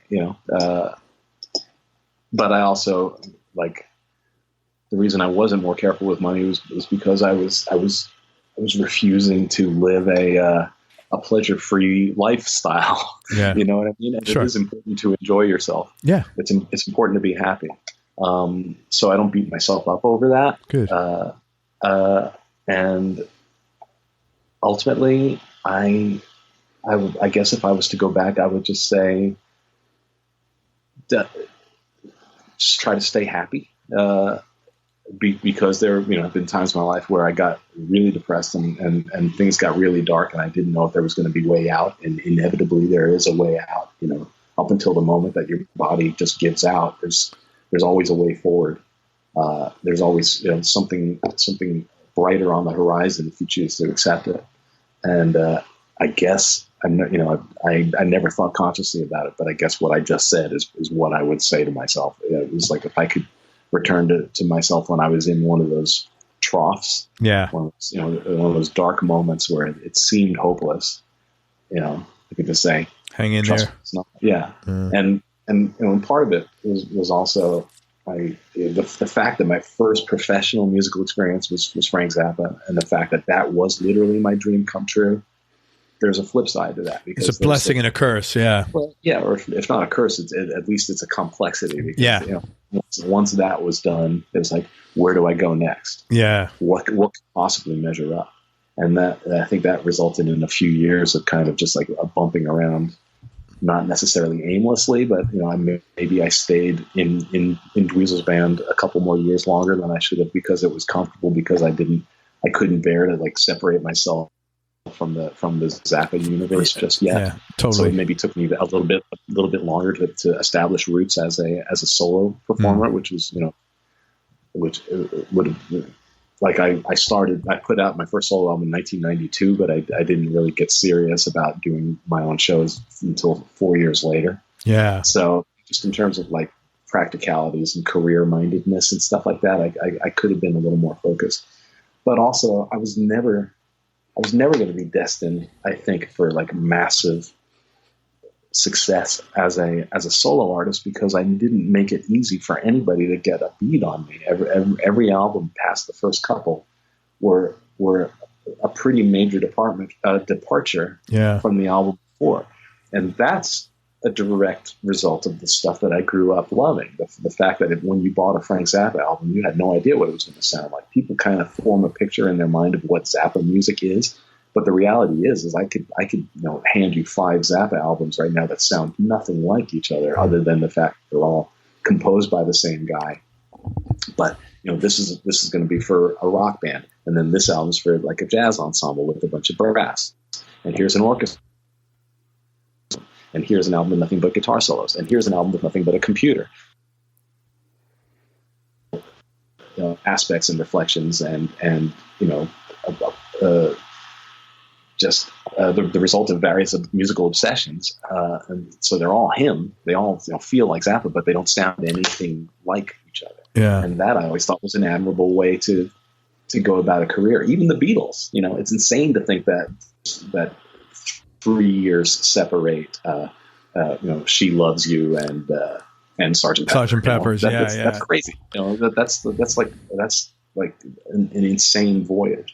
But that's what was so exciting about them, and what was magical about them was how things evolved in unexpected directions, and that's kind of what I wanted my career to be. But in the modern landscape, it's difficult for people to because people want to form they want allegiance for a reason.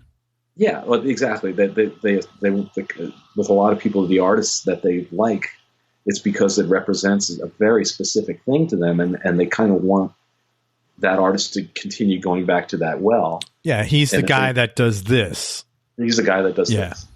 And with me, it's always like I just love music so much, and I always want everything I do, ideally, to not remind me of anything else I've done before, and that includes guitar solos on stage. It's like that when I'm improvising, I'm trying my hardest without trying. I'm attempting to will into existence notes and passages and ideas and events that I've never done before. I'm trying to, in some ways, unlearn everything that I've played so that I can surprise myself in the moment. And that on a larger scale is what I've tried to do with my whole career, making albums. So that's kind of made it a little bit challenging for some people to figure out who I am, because it's easier for just somebody to go, oh, he's like a guitar, shredder guy, because I play the guitar and I play with other guys who are recognized rightfully as heroes in the guitar world. So if anybody hears about me and thinks, say, have you heard, Keneally's solo stuff? A lot of people form this picture of what it's going to sound like. And depending on what album they choose, it might not sound anything like they may that. have two different perspectives of Keneally solo. I did an album called Wood and Smoke that's almost all acoustic, and it's very, it sounds like it's like floating in space practically. It's got nothing to do with guitar shredding, but it's for some people that's their favorite album of mine, because it like hits that zone and like lives there for the duration of that album. But except for like a few songs here and there, I haven't gone back to revisit that particular world, because it's of its time. It's about who I was at the moment that I was writing that stuff. Yeah, and that reflects every album that I've done. I've tried to make it the most accurate, literally a record, because that's why I grew up playing records. Yeah, these things are records of who I am at the moment that I'm doing it. And I haven't done a solo album in 3 years now, partially because I've done so many, and I feel like I want to give people a chance to catch up with what's there. But also, I've been so I wanted to kind of get off of that carousel, because I was always, no matter what else I was doing, I always had in the back of my head, got to finish the album. And I've consciously for the last 2 years not been thinking about that, and it's been liberating. Probably nice, right? Not to, it's a big responsibility. Yeah, and I've also been busy touring with other artists and stuff, and collaborating and producing, like the Devin Townsend project. And last year I produced this really good instrumental fusion act called Pet Shark. That if anybody's into instrumental guitar music, they need to hear this album. It's called the album is called Carnivore Cruises. and the name of the band is Pet Shark. So anybody who's into guitar needs to check this out. It's really, really good. So, you know, collaborating, touring, that's kind of taken precedence over working on my own solo albums, which also is convenient because working on solo albums is not a lucrative process. No. But, you know, if I go out on the road for a few months with Satriani, that foots the bill for, you know, me being able to be self-indulgent later, you know? Yeah. So that balance has become really important, but also not working on solo albums for the last few years means that I've got like a big pile of ideas that are starting to build up. Even if I haven't formed them into songs yet, I certainly have hundreds of voice memos and you know, just like scraps of ideas for lyrics written down and stuff. And when I finally like realize, oh, now's the time, I'm ready to do a solo album again. You'll have all the fodder you need, which will be nice too. But, you know, in the late 90s when Scott Chatfield and I started XOX Recordings, which I think is where the last 20 minutes started. I kind of went on a tangent. That's all good, man. You know, I was like ready to make album after album after album after album. And that's how we end up with a stack of 30 albums that I've done in the last couple of decades. I'm smelling Keneally does bluegrass for something else coming soon. Ooh, there's a departure. That's like some serious discipline. Oh my God, those guys well versed in that stuff. Those guys are such good players, man. Incredible. Man, let me talk about gear for a little bit. What's your go-to guitar right now, and what other couple of guitars would round out your top 3 or 4? Well, this Clapton Fender Strat, very early model of signature Clapton Fender Stratocaster that I've had since 1988. It's got serial number 8. Oh, and, wow! And that's always going to be the guitar that's closest to my heart. Is that a custom? Is that a custom? It was an off the rack signature Clapton Strat, but it was very, very early on, and I'm sure that you know, things about the production model changed as time went on, but I changed out some stuff. I changed to EMG pickups from the original lace sensors, and I changed out the bridge to a 2-tech bridge, who I don't think are in business any longer. And, you know, various other modifications. But I just always loved the neck on that thing. And I always it just seemed to sing to me in a different way from other Strats. And I employed it from like the opening moments of my first solo album. And I think because of that, as much as anything else, it sort of feels more me to me than any other instrument. Is that the one you picked up? Sorry, I mean, is that the one you picked up before? No, this is the Strandberg, which that is one of wild looking. Oh wow! Yeah. Is that an ebony neck? Is that ebony, or is that rosewood? It looks like, at least through. It's beautiful, man. Yeah, and then check out the back of the neck. It's like, if you can see the way. So it follows your hand as you move up the neck. Yeah. So it's also not rounded. No, it's not rounded. You can kind of see that. This is going to sound really good on the podcast. I'm showing everybody. Come on, you guys can see this. And it's also, you know, the fan fret. Yeah, looks really cool.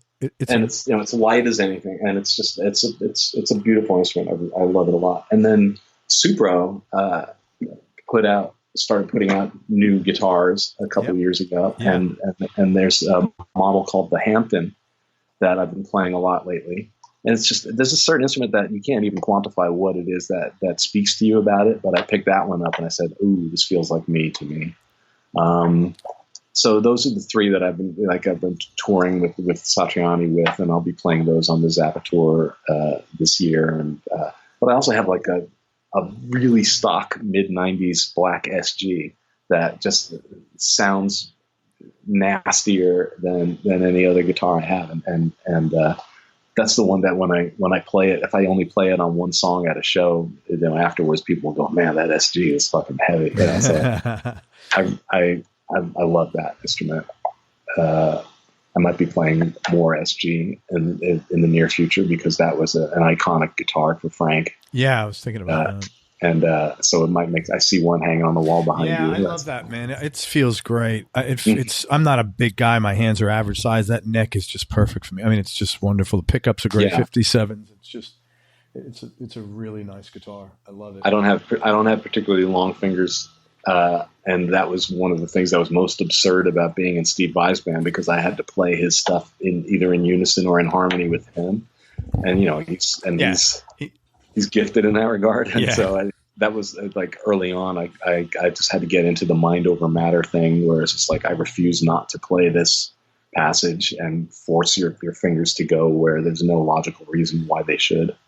And that's served me well over the years, just like sort of the refusal to fail. You're really good about like visualization though, and stuff like that, and getting in your head and talking to yourself, which is it's really important. Yeah. It's like literal visualization, where I look at the fretboard while I'm playing, and I just look at the next note just like a split second before or a millisecond before I play it, and looking at the notes on the fretboard just before you play them has proven to be like an extremely valuable thing for executing difficult stuff, as opposed to, it's just like living slightly in the future. It's like if your attention and your head are already at the next note, your fingers just kind of follow. After you've been playing for a few years, your fingers know what to do. Yeah. If you trust yourself enough to let them do it, because right now there's this pretty direct pipeline, a conduit between my brain and my awareness and my fingers.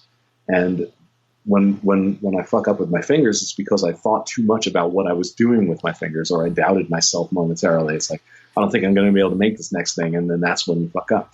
But if you're just like part of a flow and you know what you want to do, and you look at that fret just before you hit it, 99 times out of 100, you hit it without interference. Well, man, you look at Gilmore. Gilmore is looking at his hands all the time. He's pretty, no one's going to say he doesn't play the right notes. So, I mean, I'm all for that, man, Yeah, I mean, well, yeah, exactly. I'm when it's about making music effectively, I'm never about the show has to take precedence over the creation. It's like it has to sound right. Name a couple of players you've really enjoyed jamming with. I mean, you played with so many top guys. I mean, I get something from playing with everybody, but it's like over the last few years with Satriani, it's been really fun improvising with him, because the first 3 years I was in his band, I was only playing keyboard. He hired me in 2010. And until 2015, I was only playing keyboards with him. And he said that part of the reason why he wanted me in the band was because I was a guitar player, that I, as a keyboardist, could understand him more than a lot of other keyboard players. Because he told me, I realized I wanted a keyboard player in the band, and I was thinking about all these, really good pro keyboardists that I could hire. And then I thought of you, and I realized as he's a guitar player, he can really put himself into my head and know the right things to play on a keyboard that aren't going to get in a guitar player's way.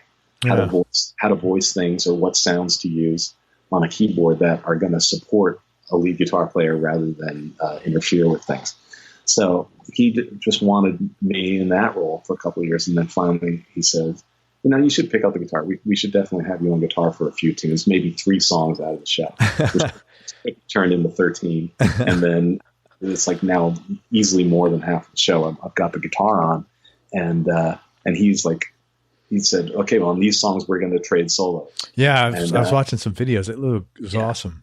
And so, that's a bit daunting, because he's one of these guys who, it's not like everything he plays is studied, but he's just so good. He's so capable that to hear him fuck up on stage is an extreme rarity. He's one of the guys that's just, everything's always in place. So that's inspiring. But he's also initially when we started doing the solo trading thing, we would do it for, a few bars, and then I would move out. But then, he's driving. He's definitely the band leader. So he's the one who's determining when these moments begin and when they end. So like on a song like Ice 9, for instance, he solos by himself for a while, and then he wanders over to my area of the stage, and that means it's time for me to come around from behind the keyboard and start engaging with him. And then, as time would go on, months and months on the road, it would go longer and longer. And I would keep looking at him, waiting for him to get the signal to go like out. you thought it was an accident or something. Yeah, exactly. But no, it just going longer and longer and longer. And, Ice Nine is a 3-minute song that was starting to turn into 8 minutes, 9 minutes, 10 minutes. Great song. He just refused to stop because it was fun. We were just having fun. And I'm always like, you having a good time, Joe? Is this cool? And he's like, yeah. It's like he just wants. So that's exhilarating. I mean, I love being in a small club. There's a place in LA called the Baked Potato that I play at as often as I can. And I've jammed with a lot of guys, a lot of great musicians in there. And it's always a blast. And it's a small room. There's 100 people in there. It's packed. And they're all like listening very intently to what you're doing. And they're all like guitar players. Well, they're musicians or just people who are deep into music. But when on stage with Joe, you're playing for a couple of thousand people, and there's a different kind of energy, a different kind of exhilaration. And to just be in those moments of improvising with Joe, and we're just letting it fly, and we're both having so much fun and we're never trying to one up each other. We're just trying to have fun, and inspire one another in different ways, and inspire ourselves, and that's always what I'm trying to do, is surprise myself in the moment, play something that doesn't waste Joe or the audience's time. And that's been some of the most fun I've had, is these improvisational moments with Joe. It's been some of the best jamming of the last decade for me. It's been so cool. Awesome, man. Desert Island Discs. What would be your top ones? Oh wow. There's this box called Miles Davis Live at the Plug Nickel, 1965. It's an 8 CD box, and that is it's like almost when that band found itself as an improvisational unit. So it's Miles, Wayne Shorter on sax, Herbie Hancock piano, Ron Carter on bass, and Tony Williams on drums. That's kind of a crazy band. It's an insane band. Where's the Plug Nickel? Where is that? It's in Chicago. Okay.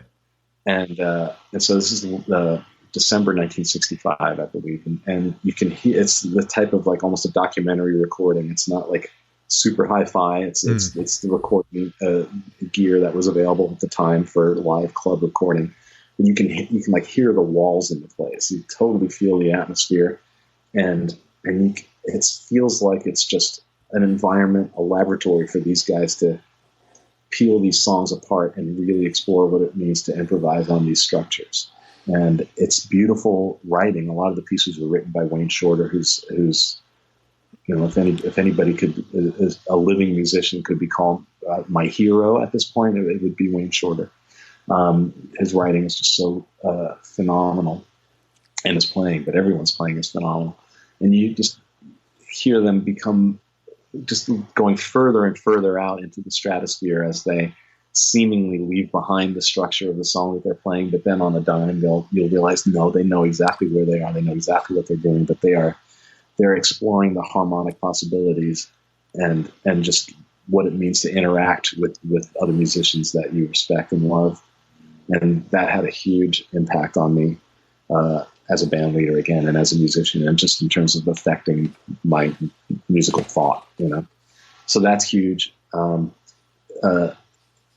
Just about everything the Beatles did is huge, but right now I'm obsessed with the White Album because of the special edition that just came out recently, and I really love all the outtakes on that. You really get a feeling for what badasses they were in the studio, and because they are more of a scrappy rock band on that album than they were on Sgt. Pepper, for instance, which is more of a studio creation.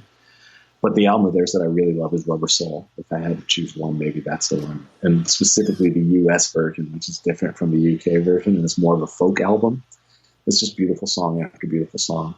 I love Pet Sounds by the Beach Boys. That's a Desert Island thing. Especially the box that came out of sessions from Pet Sounds, where you can hear Brian Wilson in the studio, envisioning the arrangements on the spot and telling a studio full of hardened, cynical studio musicians what to do without charts, and over the course of the day, just creating these really otherworldly textures, which are really beautiful. And the songs are really wonderful and like emotional and sensitive. And there are a lot of people that can't get into Pet Sounds because it's got this huge reputation, and when they hear it, they're like, I just can't get into it. I don't know what's up. That's a heart album. It's like that's Sloop John D is on that, right? Yeah, that's such a beautiful song, man. And so it's God Only Knows, which is an incredible song, and Wouldn't It Be Nice? Those are sort of the hits. But there's songs in there like it's like, what's it called? I just wasn't meant for these times. It's really Brian Wilson just pouring his heart out. Or there's a song in there called Don't Talk, Put Your Head on My Shoulder, which is like maybe the most beautiful love song ever. I got to go back and re-listen to that now after this. In terms of love songs, there's a song by Donald Fagen on his first solo album, The Night Fly, called Maxine, that has the most heartbreaking, beautiful vocal harmonies, and they're all him. And I love Steely Dan, but Steely Dan is super cynical. So when we hear Maxine, which is just like pure beauty and like pure like youthful yearning, there's something extremely affecting about it. That song like pretty much nearly brings a tear to my eye every time I hear it. Wow! And then another one that was huge for me was OK Computer. Radiohead, great record, man. That album pretty much turned my life upside down in 1998. It changed everything. If there was an album that I could point to and say that it had an impact on actual life choices. Wow. That and without getting deep into what that actually meant, it actually did it changed the course of my life. That's all I'll say about that. All good, man. All good. Thank you. Hey, that green guitar, is that your Clapton? The green. The Clapton Strat is a green guitar. That is such a cool color. You never see that. What is it like? It's not like avocado green, kind of. Well, that unofficially was called 7-Up green, but they couldn't call it that. So they might have called it candy green or candy apple green or something like that. 7-Up green. I think it was actually specifically based on the color of a 7-Up can. Very cool. It's a great color. It's an awesome color, man. I love that. Hey, I'm going to ask you 3 more questions, Mike, and I really want to thank you very much for your time. This has been like really cool. Thank you, man. First question, most important things you've learned about yourself through your career experience and life in general. That's not a big topic. I didn't say I'm going to ask you 3 easy questions.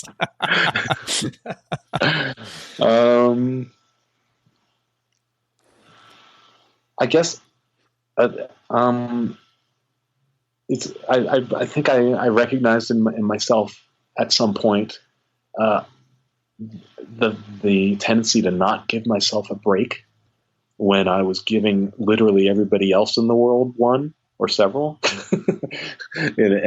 Like I would if I saw that a friend of mine or even somebody I didn't even know had done something. I'm not talking about murder or anything unforgivable. I'm just talking about living life. Mm-hmm.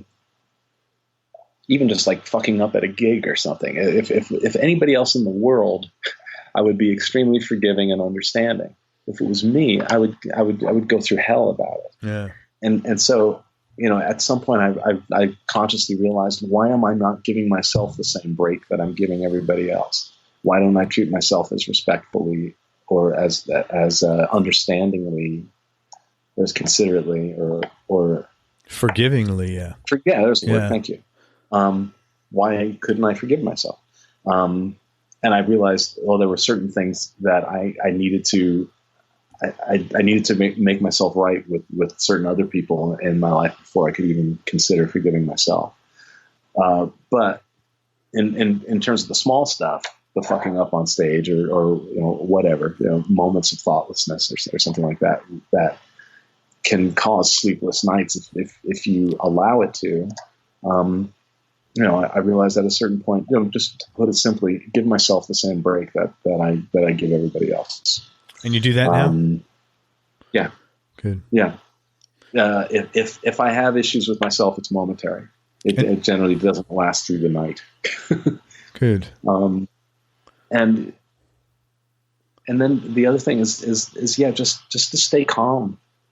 I realized early on that no matter what I'm doing, not early on, I shouldn't say that. It really wasn't until I started meditating, which I don't do as often as I should.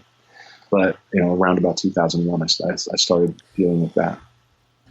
And I realized no matter what you're doing and no matter how frantic it might appear to be, like if you're on stage rocking out or getting into a very intense emotional zone or improvising or executing really difficult, intricate stuff, there's nothing that you can't be more effective at if you have like a calm center, if you have this feeling of calmness in the core of your being, it's going to improve what you're doing, no matter what it is you're doing, no matter how crazy or frantic it might appear to be. If you can put yourself, deep in the core of yourself into a place of calmness, everything improves. And that is, simply put, that's the other important lesson. And meditation helped you get there? Yeah, absolutely. And strangely enough, meditation, which on its face, on the surface, shouldn't be a difficult thing to do. It's like just set aside a few minutes every day. For someone like you, it's very hard, man, to quiet that mind. That's not easy. Yeah. It's hard for most people, man. Anybody who's like a type A-ish is going to have, But even just like making the time to make the attempt, it's too, like, if I don't literally schedule time to do it, right. It might not. Yeah. That's what I think it's like. I don't know. Like I'll be honest with you. I've worked at home I've been working for myself 20 years, and I needed, to schedule time with my wife. Sure. Because like I'd work, and we're going to go to lunch today. We're going to go here. We're going to do this. It's like I had it sounds horrible. You put your wife in the schedule. Yeah. Because then it got done. It wouldn't be like, hon, listen, today it was in my schedule. And I was, thank God I did that, because it was a lot smarter spending time with her than working. Absolutely. Well, that causes me to realize the third thing, which is I have my wife to thank, because she kind of came to this realization a few weeks ago. We should get a whiteboard. And we have now a magnetic whiteboard, and that's on the side of the refrigerator. And just to simply write up there the things that need to get done, or the things that are like the sort of like things that are niggling in the back of your mind. Is I got to do this. I got to do this. And for some people that could be a list, but a list in a computer or on a piece of paper for whatever reason didn't prove to be as effective as this freaking whiteboard is. To actually, because you walk by it all the time, it's just hanging there. It's in your line of sight, and it's so fucking satisfying when you actually erase something from the whiteboard. Well, plus the pain of seeing it over and over again is greater than the pain of doing the fucking thing. So even if it immediately gets replaced by two other things you need to do, it's still satisfying to knock that thing off. So I recommend a whiteboard to anybody. Yeah, I'm a big list keeper. I keep lists always have for many, many, many years. I couldn't function. And I told my kids when they were growing up, man, you got to have a list because you can't remember all this shit. Yeah, but at a certain point, you need to have a list with all the lists on it. The physical reality of this large thing in our life now with a series of tasks. I don't know. It's been a really effective thing. It's cool. I'm thinking album title. Next one, whiteboard. Whiteboard. I don't Possible? know. It's not interesting enough. It's maybe not. Yeah. I don't want any potential, racial misunderstandings either. Oh yeah.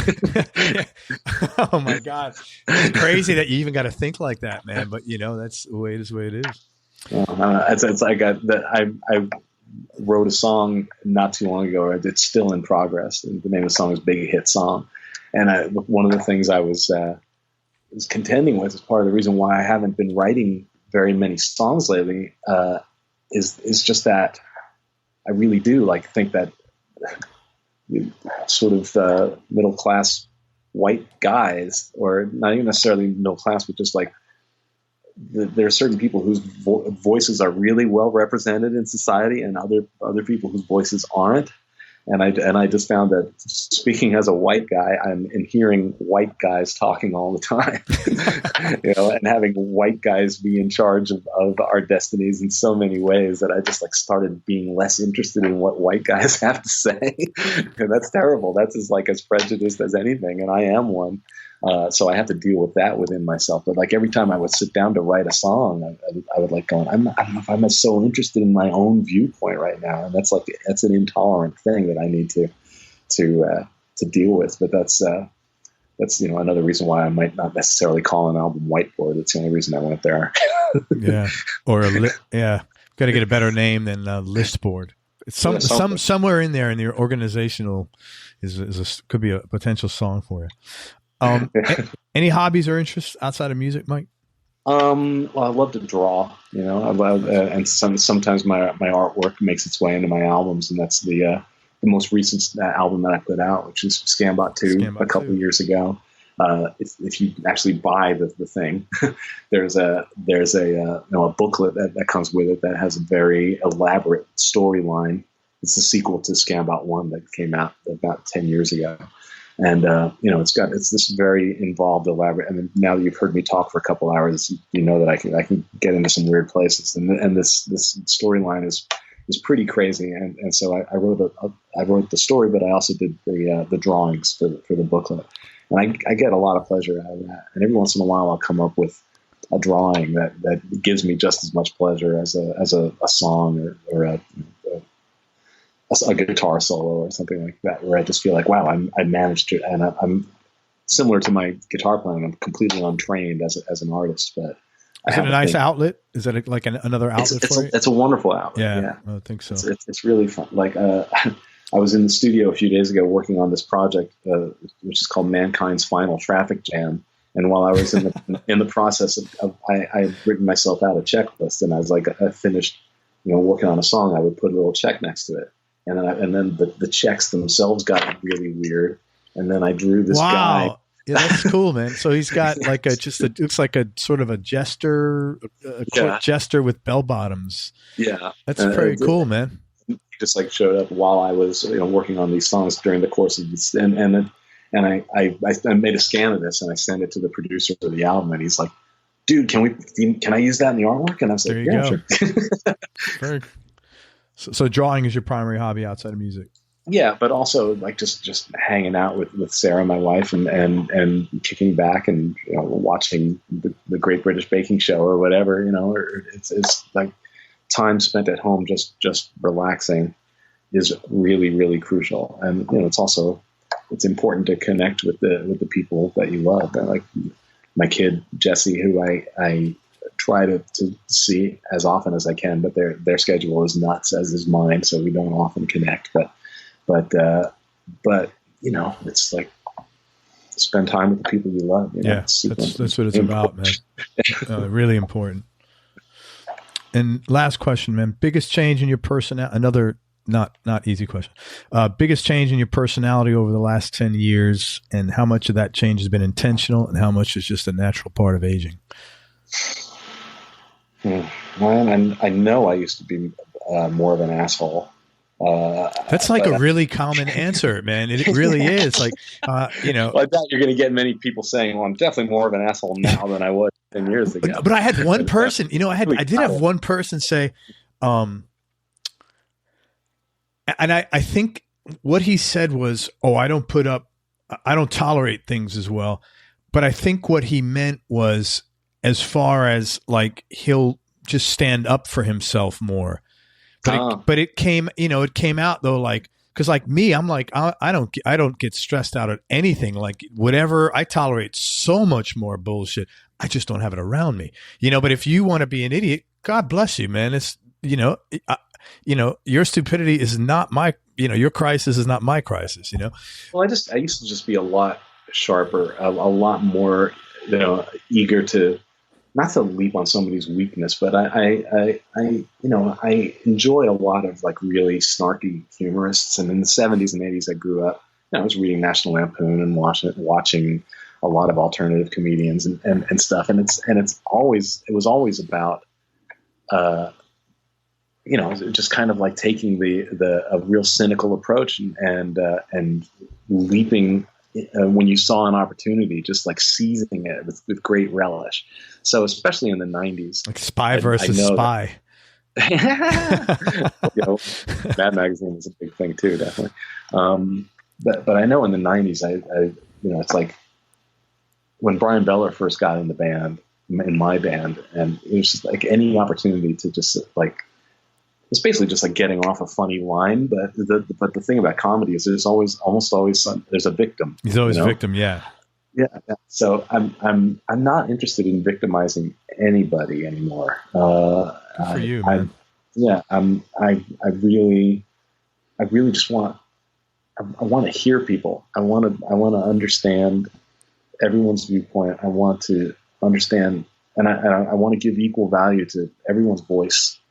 And that's the thing that I think is like sorely missing a lot in society. And I'm hopeful, without getting even remotely political, I'm hopeful about the possibility of change. And because I think that there have been like glimpses of a kind of, because we're all hoping that there's going to be some kind of spiritual evolution, right? That I think we all want to be happy. Yeah. And I don't think ultimately anybody wants other people to be unhappy. Although I think I'm probably mistaken in saying that. I know that there are people who think that their happiness can only come at the expense of others. I think that's a minority of people. Sure. It's like the same people who think, oh, I can't make money because then I got to take it away. I'm like, well, I can't get money because then someone else has to relinquish theirs. That thinking is just not. Yeah.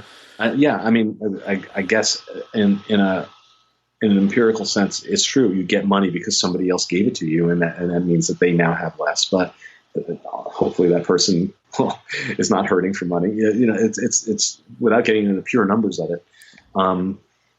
That's sort of like follows on from the idea of not victimizing anybody in order to better yourself. I'm just not interested in that. I'm definitely like Scott Chatfield, who started XOX with me. The way he puts it is he's always looking for the win-win. Yeah. In any business situation and also in any personal interaction. It's like you want to leave a circumstance or an event or an occurrence feeling like everyone's been enhanced. That should be the idea. I agree. And I think I probably have been more intentional and focused about that in the last 10 years, certainly in the last 20. When I look back on myself in the 90s, where I was gleeful about an opportunity to jump on somebody with a snarky comment or something, and I might say I might apologize immediately afterward or something, but still it was important to me to score that point maybe, and like there's ways to I still enjoy humor and I still enjoy a sharpened comment, but I'm a lot more considerate, I guess, about making sure that nobody's the victim of it. Good for you, man. And I don't say that to pump myself up, but it's important to me, No, but you probably feel a lot better about that. Well, yeah, you do. You breathe easier, you sleep better at night, and I feel a lot healthier in every way. I've been trying to take better care of myself in a lot of different ways, and I think that's a big part of it. Because those small moments, those moments where you choose not to cut somebody down, ideally those moments accumulate and build up to a happier, healthier society. I hope that's a mindset that continues to take hold, and in general I'm very encouraged by signals that I see from most of the younger generation. Just generally more tolerance and more acceptance. Oh, this is who you feel yourself to be. That's great. I have no issue with that. And why should I? Right. It's ridiculous to have an issue with somebody else's perception of who they are. Right. It doesn't affect your life negatively in any way. So why are you sweating it? Right. It's not your business, and it comes down to it. It's not none of your fucking business. So I'm hopeful for a continual spiritual evolution. There you go, man. I saw a little bit of that Long Island come out there when you said, none of your fucking business. You still have your accent, oddly enough, man. You still sound like you're from New York. It's quite fun. You sound really? That's cool. Yeah. Because I don't feel that way. It's good to know that it's there. Because it's totally there, man. The boy can never totally leave Long Island. There you go. Hey, man, let me tell people about a couple of things you have going on. Honestly, thank you very much for everything. I really enjoyed this, and I really appreciate your sincerity and your warmth and your candor, man. So thank you. Well, thank you. Thank you very much. I appreciate that. Okay, so first of all, talk about you just finished working on an album with Devin Townsend. Yeah, it's called Empath, and it's coming out next month, and it is really remarkable. It's of anything that I've been involved with.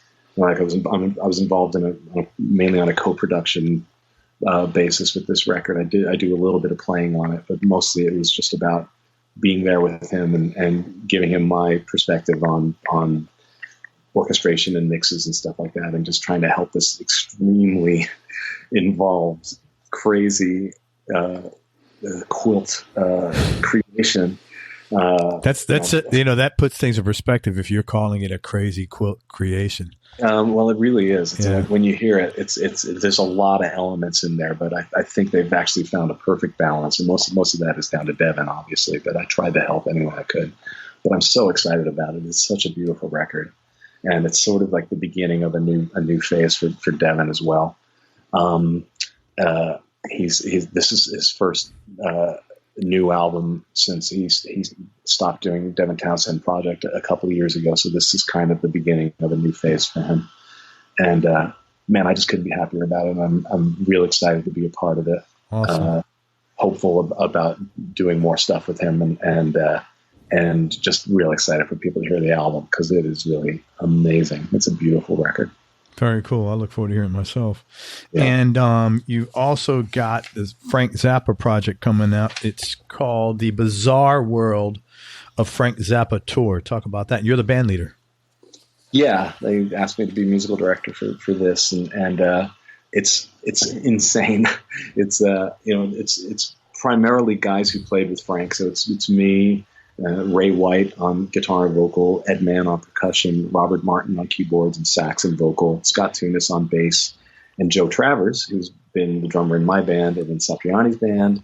But his day gig is what's called the Vaultmeister for the Zappa Family Trust, and that means he goes into the Frank's tape vault, which is endless, and finds unreleased Zappa music to put out on record.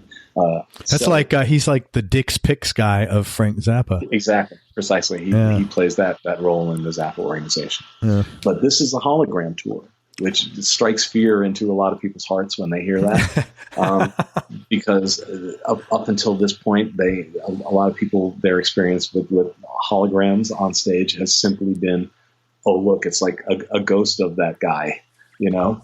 In this case, it's a stage that's going to be filled with insane 3D visuals that are directly related to the music. It's Frank will make appearances. A holographic reproduction of Frank is going to be there, which is mainly based on this unreleased video recording that Frank did in 1973 or 74 actually.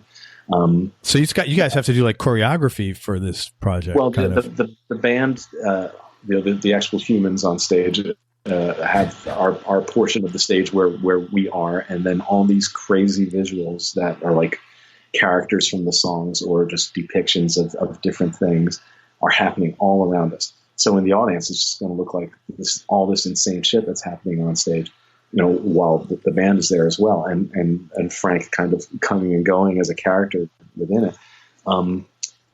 But within the show, there's also going to be these moments that's just for the band.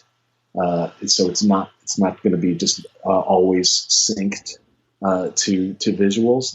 There are moments in the show. There's two distinct chunks in the show where it's just the band doing what the band wants to do, and we're going to be able to change those songs up from night to night, and we're going to be adding songs as the tour goes on. And so we just get to like work out and do what we want to do musically with Frank's music, which is with total pleasure. Very and then cool.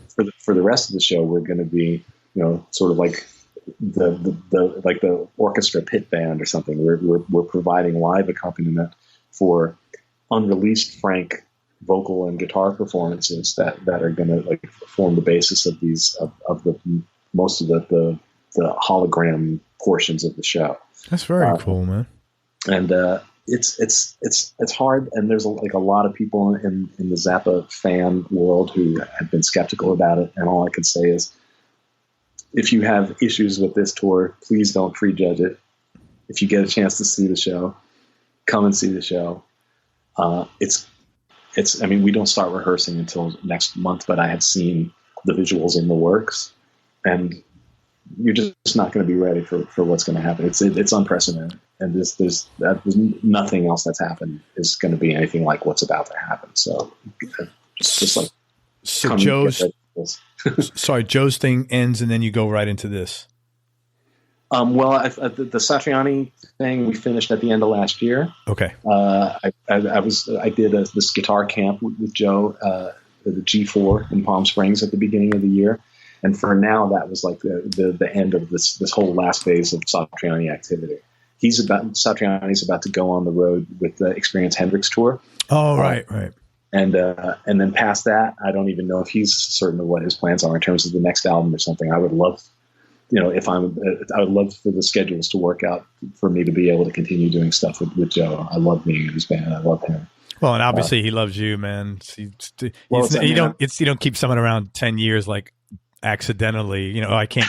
It's easier to better the devil known than the devil unknown. That's not how it works. Well, it's been really fun. I've been really fortunate that he's kept me around through several lineup changes and stuff, and a few. I've done 3 or 4 albums with him now. Awesome.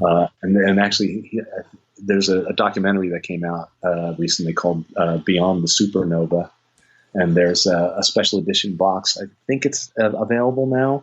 And there's a piece that I wrote that was a part of the live shows that's actually a part of this package, and it's a documentary that his son Zizi made about our band on the road. Really that's cool, man. Movie. So it's a special edition package that's got the movie and then 2 CDs of both music from the movie and then additional cues and stuff that Joe wrote for the film that didn't make it into the film. So it's this really nice Satriani package. Very cool. I haven't seen it yet. I think it's been manufactured. I don't know if it's being delivered. I have to find out because I want a copy. The Zappa thing, will that be touring nationwide? Yeah, we are about to announce the U.S. dates. That's supposed to come out next week. The first round of U.S. dates. Then we're going to the U.K. They've already announced 5 U.K. dates. Very cool, the idea is to tour this thing a lot because there's a lot technologically that goes into making it happen, and they've been working on the visuals for months, and are continuing to work on stuff, and even as we are in rehearsal with the band practicing the music, they're still going to be working on the visuals. But by the time we start doing shows, which is in late April, everything's going to be in place, and it's going to be a crazy experience. If you like Frank Zappa, you really ought to experience this. Very cool. You coming down to Florida? I haven't seen a Florida date yet. But nope. Florida's always the last the redheaded stepchild, man. I know it's a pain in the butt because I know it's a pain in the butt to get down here. And I've played there a bunch with Satriani in recent years. It's and the idea with this thing is to go wherever they'll have us. So awesome. I sure hope we make it down there. I wanted to see this thing. And okay, so and also talk about Scambot. You mentioned it earlier. Your last album, Scambot 2. Yeah, that's just the last album that I made, and for people who still like physical product, if they get the album, the actual CD, it's really a 2 CD set that, in addition to coming with the booklet that I was telling you about with the story and all my drawings in it and stuff, it has an additional album called Inkling, which is more music from those sessions that's not available on any streaming service or anything. The only way that you get that album Inkling is to buy the 2 CD set, which is an autographed limited edition thing. And you can buy as a current. Yeah. No, go ahead, man. Do you want me to let me sell it? I get such joy out of selling things. Please do. Get Scambot 2, man. Go to Mike's website. It's Keneally.com, KENEALLY.com. But it's store, and you can just go to the store there. But it's store.keneally.com, and it's really cool. He's got this whole booklet of drawings that he made, and the total extra album, and it's he also autographs it. So there you go. What more can you want? And I'm very happy with the album. It's got Brian Beller on it, and Joe Travers, and Chris Myers is the drummer from a band called Humphreys McGee. Yeah. Actually, another thing that's going on. I've formed a band with him, Chris Myers, and Pete Griffin, and Ben Thomas, who used to be in Zappa Plays Zappa, and this really great keyboardist named Jonathan Simbelman. And every few months we get together and write songs together. And we've been doing this since 2015, and right now we have 7 songs in the works. We've started doing some recordings, and all of us, Humphreys McGee, are touring constantly. So, and I've always got so much stuff going on. And Pete has been out with Generation Axe as the bass player. So it's very difficult to get us all in one place at one time. But eventually, we're going to have like a night's worth of music and an album's worth of music, and we'll come out. And I'm looking forward to that happening. So this Humphreys Keneally, I'm down with it, man. Humphreys Keneally, there you go. And also, I'm sorry, go ahead. That's okay. I was just going to mention some of the other guys on the album. Marco Miniman is on there, and Ben Thomas, and it's my kid Jesse sings on there. It's really cool. It's like and it's actually not a bad. If anybody's like, what's my music about? I'm probably predisposed toward it because it's my newest thing, but I think I kind of nailed it on this record. So very cool, man. If people are curious about me, I'd be real happy if they checked out Scambot too. Awesome. Go, again, it's at Keneally.com, Keneally. And also, Mike produced the record you mentioned earlier, a band called Pet Shark, and the name of the record is Carnivore Cruises. And your website's pretty updated, isn't it?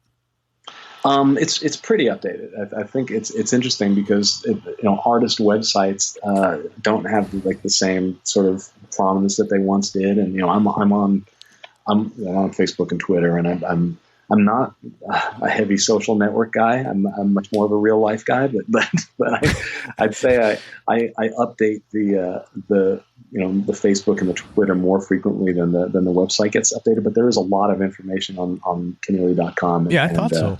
I thought it was pretty robust. There's a lot there. It's definitely robust. There's a lot there to dig into, just from stuff that's been placed there in years past. And definitely it's a place to go if people want to know more about me and what I'm doing. Awesome. Dude, thank you for everything. I really appreciate it. And you've said more SAT words than anybody else that's ever come on the show. but I love rock and roll, man. Trust me. There you go. Thank you, Craig. I appreciate it. Thank you. Everybody, thanks so much for listening. If you enjoyed this interview, please share it with a friend on your social media channels. We appreciate your support with that. Thanks very much to Mike Keneally for spending time with us. I really appreciate it. Please support Mike. Check out what he's doing, all the cool projects he's got going on.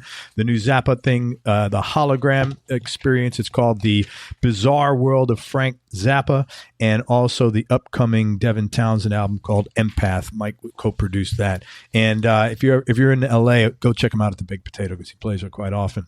Right on. Thanks. Make sure you go to everyonelovesguitar.com, sign up to get on our newsletter list so you and I can connect. And most important, remember that happiness is a choice, so choose wisely. Be nice, go play your guitar, and have fun. Till next time, peace and love, everybody. I'm out. We hope you enjoyed this show. If you did, subscribe to the Everyone Loves Guitar podcast, and you can do this online at everyonelovesguitar.com or on iTunes. And if you like the show, please leave us a 5-star positive review. The more 5-star reviews we get, the higher our show ranks, and higher rankings mean we get to continue speaking with cool, interesting guests on our show. We'll see you on the next episode, and until then, keep playing your guitar and have fun making music.